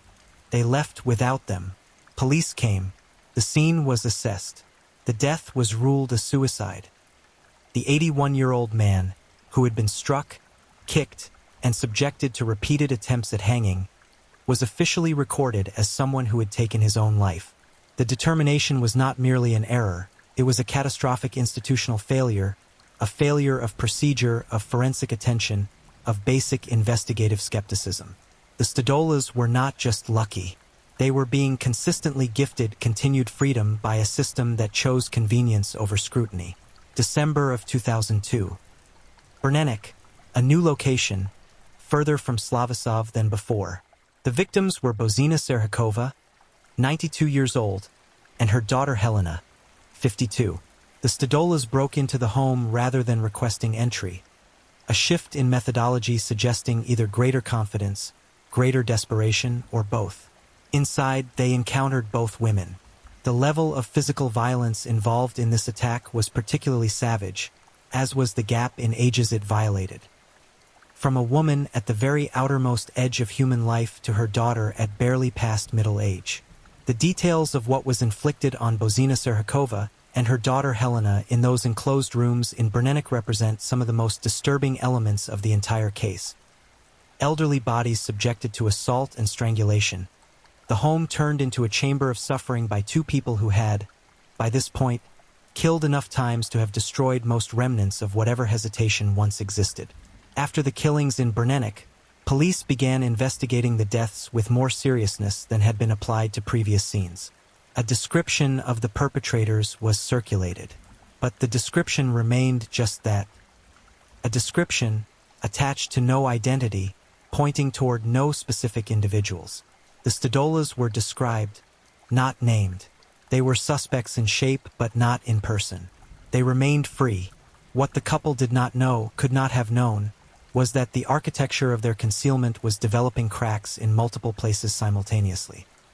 The string of deaths across central Bohemia and the surrounding regions, each ostensibly attributable to suicide or natural causes, was beginning to form a pattern that certain investigators refused to accept as coincidence. Bodies of elderly people in rural areas, found under circumstances that did not entirely cohere, in locations that fell across a rough geographic corridor. The evidence individually had been filed away. But collectively, if someone were willing to stand back and look at the full picture, it suggested something systematic. That someone was still looking for the pattern. The pattern was still looking for them. Meanwhile, in early 2003, the Stadolas made a tactical error that, compared to the scale of what they had already done, seemed almost pathetically small, but which would prove to be the thread that unraveled everything. Their final criminal act before arrest was not a murder. It was a robbery, A man gagged and bound while they stripped his home of its valuables. The victim survived. He spoke. Investigators responded. And for the first time in more than a year of killing, Yaroslav and Dana Stodola came to the attention of law enforcement with their names attached to the right file. When the inquiry began to close in, it did not close in slowly. It collapsed around them with the force of everything that had been building since November 2001. On the 4th of February, 2003, a gray winter morning in Central Europe, Yaroslav and Dana Stodola were arrested. The village of Slavosov and the surrounding countryside would not understand the full magnitude of what had been living among them for well over a year. They were about to find out. There is a particular silence that settles over a community when it learns that the worst thing imaginable has been happening in its midst, conducted not by some unknowable monster from outside the social fabric, but by two people who sat in the same bar, walked the same road, said good morning at the same fences. It is a silence that contains grief, of course, but underneath the grief is something more corrosive. It is the sound of an entire community reconsidering every interaction it ever had with two particular people. Every shared greeting re-examined, every holiday conversation reassessed, every instance of casual neighborly contact reviewed through the terrible new lens of what was actually happening behind those unremarkable faces.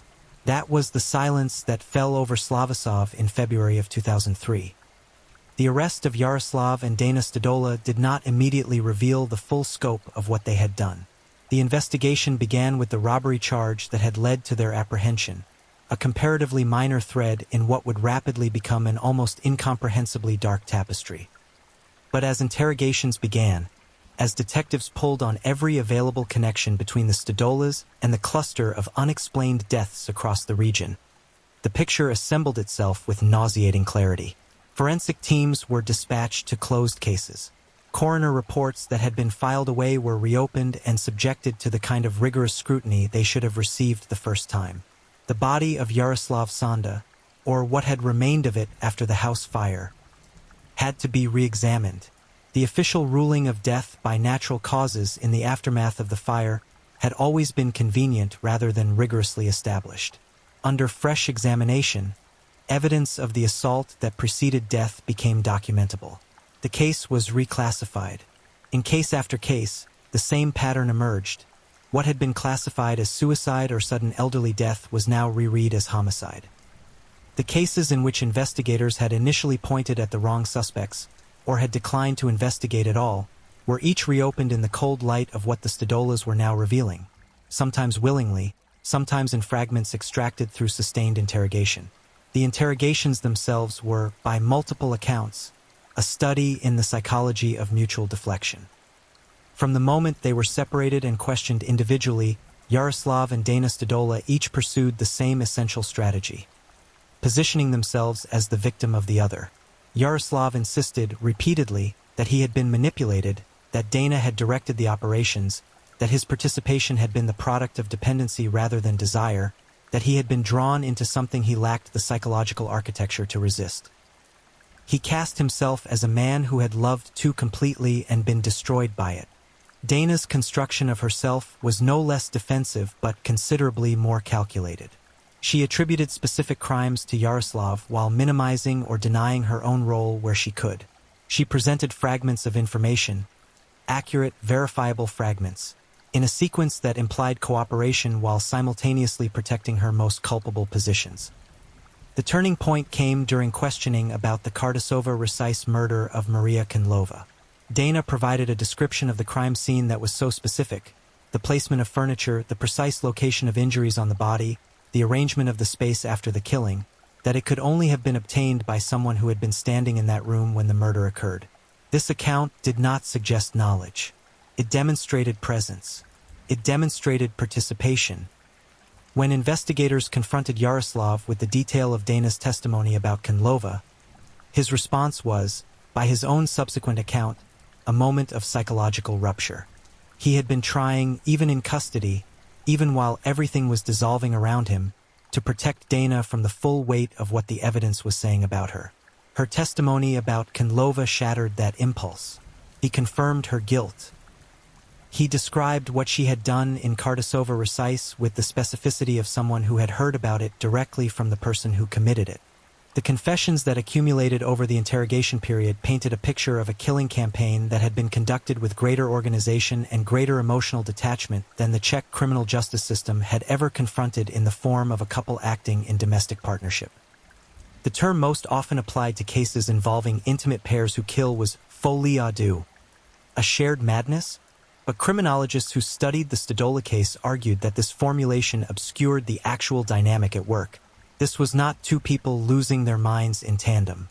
This was one person, Dana, who operated with the cool, predatory logic of someone who had never developed the internal prohibitions against harming others, and one person, Yaroslav, whose dependency created a structure of compliance powerful enough to override his own survival instincts. The revelations about police failure added a dimension of institutional horror to what was already a devastating human tragedy. 3 of the 8 deaths that were later confirmed as murders had been closed by investigators as suicides or sudden deaths. In 2 separate instances, investigators turned on gas in the house after killing their male victims. A deliberate, premeditated attempt to create the impression of a gas-related accident or an elderly man who had forgotten to close the valve. In another case, Stodola strangled a victim and then attempted to hang the body from the attic, staging an apparent suicide by hanging that medical examination failed to penetrate adequately. The staging was imperfect, but imperfect was enough. The failure of the medical and forensic officials who processed these scenes cannot be attributed entirely to incompetence. Part of the problem was structural and cultural, a tendency in rural areas where elderly people lived in isolation to assume that death among the old required no particular scrutiny. An old man found dead in his house was an old man who had died. The violence written in bruising and ligature marks and impact trauma was sometimes dismissed as consistent with a fall, or overlooked entirely in the brief examination of a case that seemed obvious. The Stodolas had understood this institutional bias, whether consciously or through the empirical feedback of watching their first staged scene pass without investigation. They had exploited it with increasing confidence each time it held. There were also failures at the level of information sharing. In cases where multiple district police forces might have each held one piece of a broader pattern, the absence of systematic cross-referencing meant that a series of murders conducted across a geographic corridor went unrecognized as a series. Each death sat in its own bureaucratic silo, disconnected from the deaths beside it. The Stodolas had traveled between these jurisdictions as casually as anyone drives between villages on a country road. The investigation had not followed them. As the full scope of the crimes became clear during the investigation, 8 confirmed murders, 17 serious crimes in total, public reaction in the Czech Republic moved through shock into something more lasting and harder to name. This was a nation that had experienced the specific trauma of totalitarian surveillance, that understood the terror of being watched and controlled. But it had perhaps not adequately prepared itself for a different kind of horror, the terror of not being watched at all. The terror of a killing spree conducted within plain view of an entire community, detected by none, investigated incorrectly, and continued for more than a year while investigators chased wrong answers in the wrong directions. The elderly victims who had died, Yaroslav Sonda, Rosina Skohautilova, Antonin and Marie Kral, Vladimir Krejci, Maria Kindlova, Joseph Malinu, Bozina and Helena Serhakova, had each trusted that the world around them would not permit this. They had trusted their doors, their neighbors, their community, the assumption of safety that comes with having lived somewhere your whole life. Every single one of them had been destroyed by that trust. Their families, when they spoke publicly, spoke of the specific quality of grief that comes not simply from loss but from the retrospective revision of what you thought you knew. A child who had grown up coming to a parent's house in that village now had to overlay every memory of that space with the knowledge of what had happened there. A son-in-law who discovered a body during a renovation had to carry in his memory the specific visual of what he had found, while also carrying the guilt, entirely unjustified but entirely human, of wondering whether earlier attention might have led to an earlier discovery. The survivors, those who had been robbed but not killed, who had been gagged and bound but had lived, carried a different burden. They had looked at Yaroslav Stodola or Dana Stodolova and had not understood what they were looking at. They had been inside the experience of these two people's violence and had survived it. But survival came with its own disorienting aftermath. The knowledge of how close the edge had been, the understanding of what had distinguished them from the 8 who had not walked away. One of the elements of the Stodola case that continued to trouble investigators and legal scholars for years afterward was the question of scope. Czech police, following the arrests, openly acknowledged that they could not be entirely certain the confirmed 8 murders represented the complete total. Investigations into similar unexplained deaths of elderly residents in other areas were reopened. The announcement was made publicly. There were fears, officials stated, that the Stodolas might have killed far more than 8 people. Patterns in other regions were examined. Some remained inconclusive. The number 8 was what could be proven. What lay beyond it remained, in certain respects, suspended in the ambiguous territory between suspicion and confirmation. In prison, awaiting trial, Yaroslav and Dana Stodola did not comfort each other. They communicated, according to accounts of their time in custody, almost exclusively through written letters, a form of contact that maintained connection while sustaining the performance of normalcy, as if the exchange of correspondence between imprisoned co-defendants were a natural marital arrangement. They maintained this strange postal intimacy for years. Then, in 2006, they divorced, finalized in absentia by mutual agreement, with the same paperwork efficiency one might use to dissolve a business partnership that had run its course. The marriage that had produced 8 murders and a trail of devastation across the Czech countryside ended with a form letter signed by 2 people who would spend the rest of their lives in separate cells. The trial that preceded that dissolution had concluded on the 26th of April, 2004, in the regional court of Hradec Králové. Both Yaroslav and Dana Stodola were convicted and sentenced to life imprisonment, the most severe sentence available under Czech law. Neither of them, throughout the trial, demonstrated what observers and reporters characterized as genuine remorse. Each continued, to varying degrees, the dynamics established during interrogation. Each the author of a version of events that positioned the other as the more culpable party, each attempting to construct a narrative in which their own moral agency had been in some way compromised or commandeered. The sentence was appropriate. It was also, for the families of 8 murdered people, the communities that had been violated, and a justice system that had to reckon with the magnitude of its own failures, something that came far too late. When justice finally arrived in the case of Yaroslav and Dana Stodola, it arrived in the form of a courtroom verdict delivered in the spring of 2004, 2 years after the last of the confirmed murders and more than 14 months after the arrest. The sentencing was the formal conclusion of a legal process that had required the exhumation of bodies, the reopening of falsely closed cases, the re-examination of forensic conclusions drawn by professionals who had failed catastrophically in their initial assessments, and the interrogation of 2 people who regarded honesty as a tool to be deployed strategically rather than an obligation to the dead. Life imprisonment, both of them. No possibility of release as the law stood at the time of conviction. The regional court of Hradec Králové delivered a verdict that the Czech legal framework reserved for those whose crimes placed them beyond the reach of the rehabilitative imagination. The court did not sentence them lightly. It sentenced them after hearing a full reconstruction of what had been done to 8 human beings in their own homes. People who had opened their doors, or whose doors had been forced open, and who had faced the last moments of their lives in terror, in pain, and in the complete absence of the help they deserved. The absence of remorse at sentencing was, in retrospect, entirely consistent with everything the investigation had revealed about these 2 individuals. Yaroslav Stodola was not a man tormented by what he had done. He was a man tormented by what he had lost. The freedom, the relationship, the external life. His participation in the killings had been genuine, whatever the proportional relationship between his contribution and Dana's. He had strangled men with his own hands. He had beaten people across their kitchen floors. He had staged scenes to deceive the investigators who would come looking for what he had done. These were not the actions of a passive bystander swept along against his will. They were the actions of someone who had chosen, at multiple critical junctures, to continue. Dana, by contrast, was someone from whom remorse seemed structurally absent. Not suppressed, not hidden, but genuinely unavailable as an emotional response. The forensic psychological assessments conducted during the investigation and trial pointed to a profile characterized by a need for dominance and control so consuming that it overrode the capacity for empathy as a functional process. When Dana stabbed Skohautilova 4 times in the chest and then slept in her house, she was not failing to process the emotional weight of what she had done. She was demonstrating that such processing was not required, that the killing and the sleeping and the searching of drawers afterward were all equally unremarkable events within her internal landscape.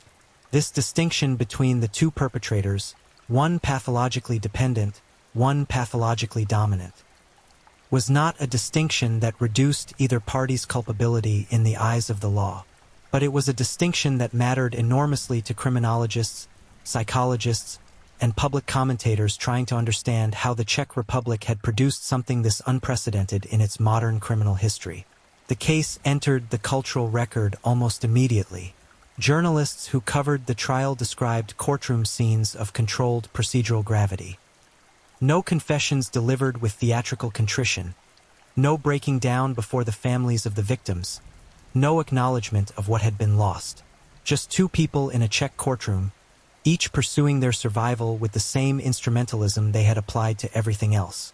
The families of the 8 murdered pensioners attended those proceedings and heard the facts of their relatives' deaths recounted in legal language. The cold, flat vocabulary of evidentiary procedure that drains horror of its particularity and reduces it to a sequence of verified facts. The technical terms for what had been done to Antonin and Marie Kral with a lamp cable. The documented injuries found on the body of Joseph Malinu after he had been beaten and kicked on his own floor at the age of 81. The precise chronology of how Bozina Serhakova, 92 years old, had come to die in her own home alongside her daughter Helena. These facts, presented in courts, were facts that the families carried out of the building with them and kept. The institutional failures exposed by the Stadola case produced, in the years following the verdict, a sustained and painful national conversation about the quality of forensic investigation in rural areas, the structural limitations of cross-jurisdictional information sharing between police districts, and the cultural bias that treated the deaths of elderly people in isolated circumstances as not warranting the same investigative rigor applied elsewhere. Committees were convened. Protocols were reviewed. The medical professionals whose initial examinations had missed the evidence of murder, or had seen the evidence and dismissed it, faced professional consequences in several instances.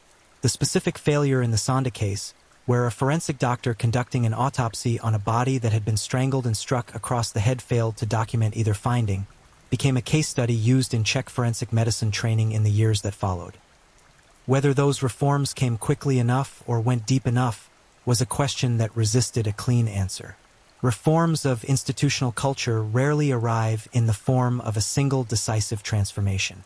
They accumulate slowly, imperfectly, in the gap between what an institution was and what a specific catastrophic failure revealed it needed to be. 20 years after the arrest, in February of 2023, Czech media marked the anniversary with extensive retrospectives.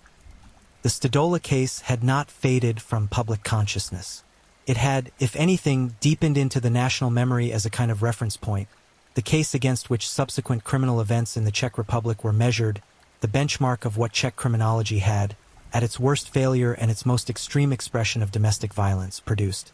A documentary series titled Pripad Stadilovi, The Stadola Case, was released in 2024, drawing on previously unreleased police footage and behind-the-scenes investigation materials, and featuring new testimonies from those involved in the case. The documentary did what such work always attempts and often fails to fully achieve. It restored the specificity of the victims. It placed the 8 murdered people back at the center of a case that had, over time, come to be dominated by the psychological profiles of the perpetrators. Yaroslav Sonda, 75, who had kept 40,000 crowns in his house and died because he had the instinct to protect his identity. Ruzina Skohautilova, 68, who had refused to surrender her jewelry and paid for that refusal with 4 stab wounds to the chest. Antonin and Marie Kral, 66 and 62, separated in their own home and strangled with the cord of a household lamp. Vladimir Krejci, 64, beaten and strangled and staged to look like a suicide. Maria Kandlova, whose death Dana described with such precision that it became the instrument of her own conviction. Joseph Malinu, 81, who had made the fatal error of talking about his money in a village where the wrong people were listening. Bozina Serhakova, 92, and her daughter Helena, 52, killed together, the oldest and one of the younger victims, connected by the terrible coincidence of sharing a home. These were not abstractions. They were people with histories, with faces, with the specific accumulated texture of lives fully lived. They had survived the historical turbulences of the 20th century, the Second World War, the Communist period, the Velvet Revolution, and the uncertain freedoms of its aftermath. They had endured things that most of the people reading about their deaths had never been required to endure. And they had been killed in their own homes, by people they knew or by people who disguised themselves as harmless strangers, for amounts of money that would barely constitute a week's worth of casual spending for a person of middle income. The film Mr. and Mrs. Stodola, released in 2024 as a Czech-Slovak co-production directed by Petr Hadl, approached the case from a different angle, less forensic reconstruction, more psychological archaeology. Hadl and his creative collaborators made the considered decision to tell the story from Yaroslav's perspective, placing the audience inside the codependent logic that drove him forward. The film chose not to dramatize the killings directly, focusing instead on the relational architecture that made them possible. The fear, the dependency, the manipulation, the incremental moral erosion. Reviewers praised it precisely for this restraint. The violence was not hidden, but it was not exploited. What the film wanted was understanding, not exculpation, but comprehension. Why does a person do this? Not the person built without conscience, but the person who had won and surrendered it. The question sat in Czech public consciousness long after the credits rolled. In their separate prison cells, Yaroslav and Dana Stodola have remained. The marriage dissolved. The correspondence, whatever form it took in those early years, presumably ceased. 2. The fence between the house where Dana's mother lived and the house where Yaroslav Sonda was strangled still stands somewhere. The roads between Slavosov and Mechanis and Kardasova Rasice and Bernenik are still the same roads. The landscape has not changed. What has changed is what the landscape contains. Not just memories, but the specific knowledge that ordinary evil requires no special terrain. It requires only a door that opens, a face that smiles, and a neighbor who has not yet understood that the person standing on their step has already decided, in the cold arithmetic of desperation and moral absence, exactly what their life is worth. 8 lives were weighed by Yaroslav and Dana Stodola and found to be worth whatever cash was in the nearest drawer. That verdict, not the one delivered in Hrada Králové, but the one the Stodolas delivered themselves across 14 months of murder, is the thing that endures. And it should not be forgotten. Rest in peace to the 8 lives taken. Their names deserve to be spoken, not merely recorded. Yaroslav Sonda, Ruzina Skohautilova, Antonin Kral, Marie Krylova, Vladimir Krejci, Maria Kandlova, Joseph Malinu, Bozina Serhakova, Helena Serhakova. 8 people, 1 village, 2 killers, and a system that failed them all until it was too late. If you're enjoying these stories, don't forget to leave a comment. I'd love to hear where you're tuning in from and what time it is in your part of the world. And if you haven't already, be sure to like this video and subscribe so you don't miss the next true crime story to help you drift off to sleep. Now, let's move on to our third story. Story 3. Cloth of the Damned. The man who turned a prayer garment into a weapon of mass death. Abul Jabbar, a.k.a. the Phantom of the Hindu Kush, Afghanistan's deadliest secret, buried for a decade beneath dust, denial, and the graves of the innocent. 2 innocent men were already cold in the ground, hanged by the very government that was supposed to find the truth. And the real killer was still out there, still breathing, still hunting, still tightening the same cloth around the neck's throat, completely unmoved by the fact that the world had already blamed someone else. There are crimes that disturb us. There are crimes that unsettle our sleep for a night or two, that linger at the edges of our awareness before gradually fading into the background noise of a world that produces too much darkness to hold onto all of it. And then, rarer, colder, more fundamentally destabilizing, there are crimes that do not merely disturb. They dismantle something. They reach into the part of you that believes human society has guardrails, that believes predators eventually surface, that believes justice is slow but arrives, and they tear that belief out by its roots and leave nothing in its place but the raw, unguarded awareness that some monsters operate in perfect, uninterrupted freedom for years, decades, while the world buries the wrong people and calls the case closed. A bull jabber was that kind of monster. He moved through the ancient streets of Kabul province with the ease of a man who had never once been made to feel afraid of consequence. While investigators scrambled, while communities grieved, while two entirely blameless men were marched to the gallows and executed for his crimes, he was already selecting the next victim, already running the cloth between his fingers, already calculating, in the quiet arithmetic of a predator's mind, who would be easiest to isolate, easiest to silence, easiest to bury in the accumulated confusion of a city that did not yet understand it was being systematically consumed from within. His confirmed victims numbered 65. 65 young men and boys whose final moments were spent in the grip of something they could not have anticipated. Suffocation, assault, the slow and merciless extinguishing of everything they were and everything they might have become. But 65, investigators came to understand, was almost certainly the floor, not the ceiling. The true accounting, pieced together from years of disappearances, recovered remains, and the haunted recollections of a traumatized community, pointed to something far more catastrophic. A figure that investigators whispered rather than stated aloud. 300 lives. Possibly more.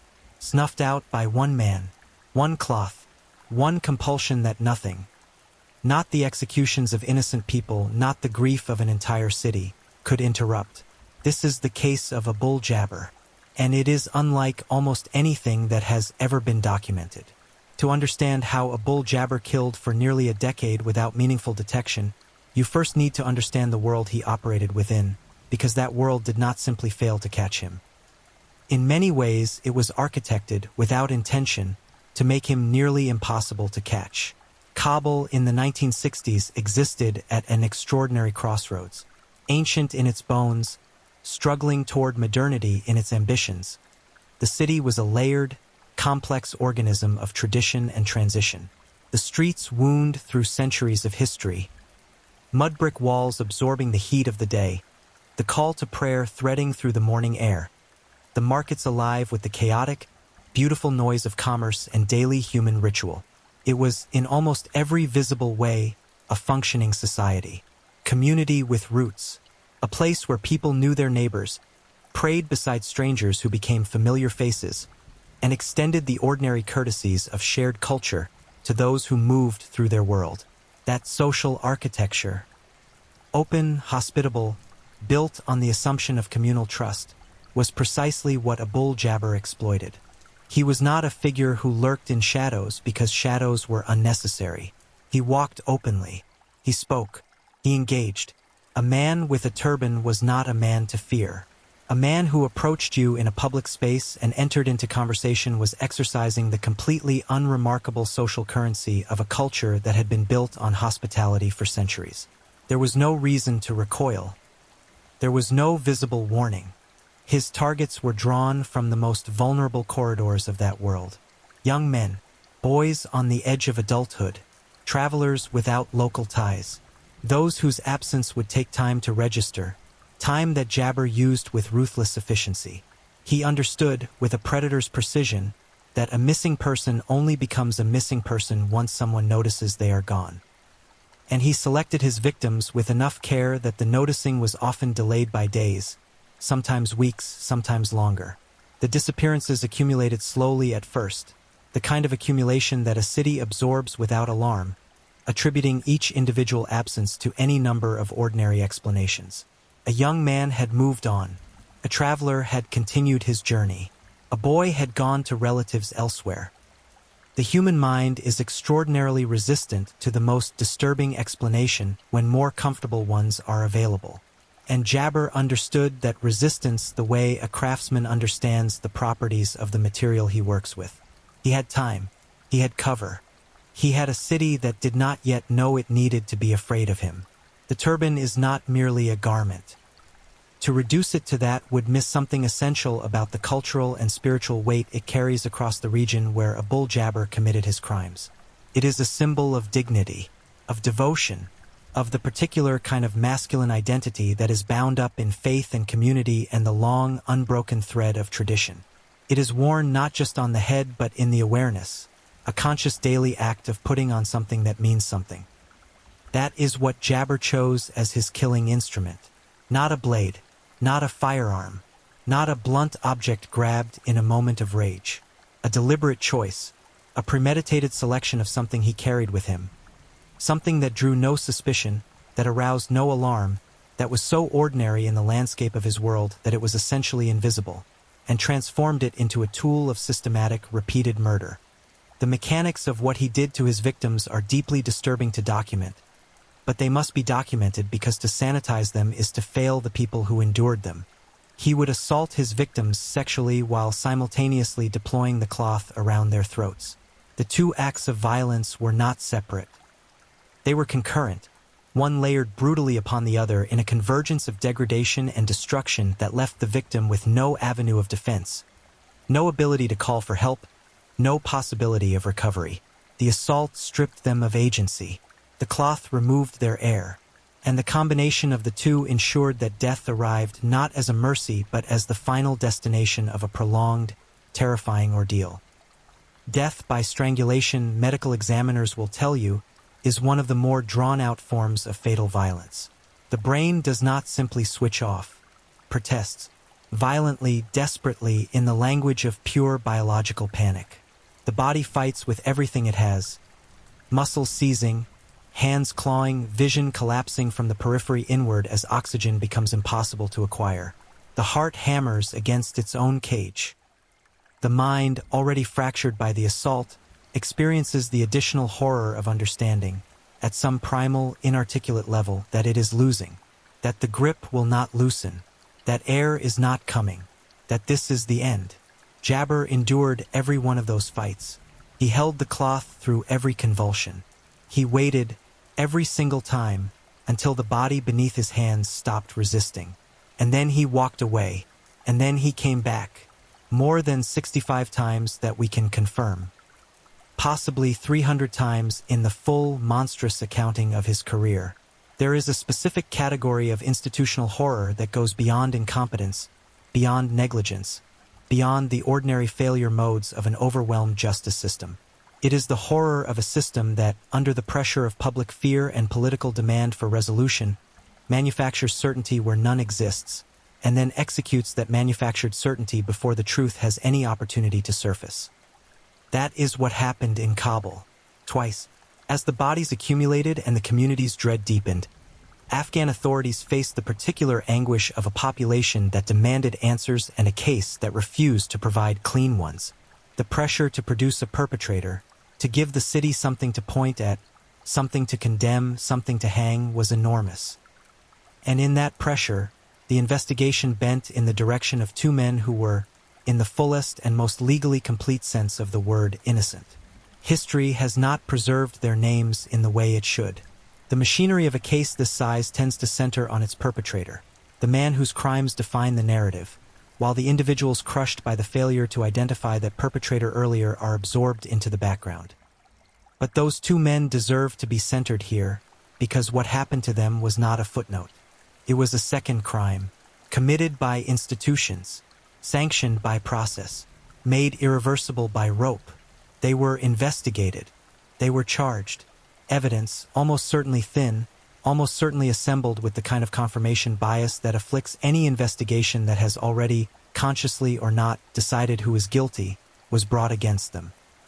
And the courts, operating in the shadow of a community's grief and a government's need for closure, delivered verdicts that ended two lives. They were hanged, and a bull jabber, the actual architect of every disappearance, every body, every widow, every grieving mother, was not in a cell. He was outside. He was free. He was, by all available evidence, continuing. The executions of those two men did not pause him, did not frighten him. did not introduce any hesitation into the rhythmic, compulsive machinery of his violence. If the elimination of innocent people in his name communicated anything to him, it communicated only this: he was safe. The system was looking in the wrong direction, and the cloth was still in his hands. That realization, sitting in the full weight of its moral catastrophe, is among the most disturbing elements of a case that is already saturated with disturbing elements. There is a grim irony threading through the conclusion of a bull jabber story. The two men who died in his place were taken through formal processes, investigations, charges, trials, the procedural architecture of a justice system doing what justice systems do. They were given the full, terrible weight of institutional attention. And they died for crimes they did not commit. Jabber's arrest involved none of that ceremony. There was no elaborate investigative breakthrough. No informant who finally found the courage to speak. No cold case detective who spotted the pattern others had missed. He was caught because someone found him in the act of attempting to kill again. October 1970. The police arrived, and for the first time in a decade of carnage, the man holding the cloth was standing in front of people who could see exactly what he was doing. The arrest must have been, for the officers involved, a profoundly destabilizing moment. Not simply because of the violence they interrupted, but because of what that interrupted violence implied. How many times had this happened before? How many times had this man stood in exactly this position? Cloth in hand, victim beneath him, without interruption. The answer, as the subsequent investigation would begin to establish, was a number that no one in that moment was fully prepared to absorb. The legal proceedings that followed moved with a velocity that stood in sharp contrast to the drawn-out, ultimately catastrophic investigations that had preceded them. This time, there was no ambiguity, no circumstantial evidence requiring careful construction. The defendant had been apprehended mid-violence. The case built itself. The verdict was not a question. He was convicted of serial murder. The sentence imposed was death. On October 21, 1970, a bull jabber, the man who had wrapped a cloth around the throats of at least 65 young men and boys, who had operated in the heart of Kabul province for the better part of a decade, who had watched two innocent men hang for his crimes without stopping, without confessing, without doing anything but continuing, was himself brought to a gallows. The execution was carried out publicly in Kabul province, and the city that had not known to be afraid of him stood witness to his end. But the silence that followed was not relief. It was the particular, aching heaviness of a community confronting the full dimensions of what it had survived and what it had lost. 65 confirmed dead. 2 more wrongfully destroyed by the institutions meant to protect them. Hundreds more, possibly, whose remains and records and names were scattered across a decade of unresolved darkness. A bull jabber, known now as the Phantom of the Hindu Kush, left behind a wound in the history of Kabul that no execution could close. Because the real horror of this case was never simply that one man could kill this many people. The real horror was that a city let it happen without seeing it, and that, in its blindness, it added 2 more names to the toll of the dead. 2 names that should never have been there. 2 names that belong to Jabber's legacy as surely as the 65 the courts confirmed. Because they, too, were his victims, just delivered by different hands. Thank you for listening and being part of this dive into the dark and fascinating stories that keep us all on edge. If you enjoyed the ride, remember to like, subscribe, and share with others who crave a good mystery. Tell us where you're listening from. I love knowing where in the world our true crime family is tuning in. Your presence means a lot. Until next time, stay safe, stay curious, and keep digging into the shadows where truth and mystery meet.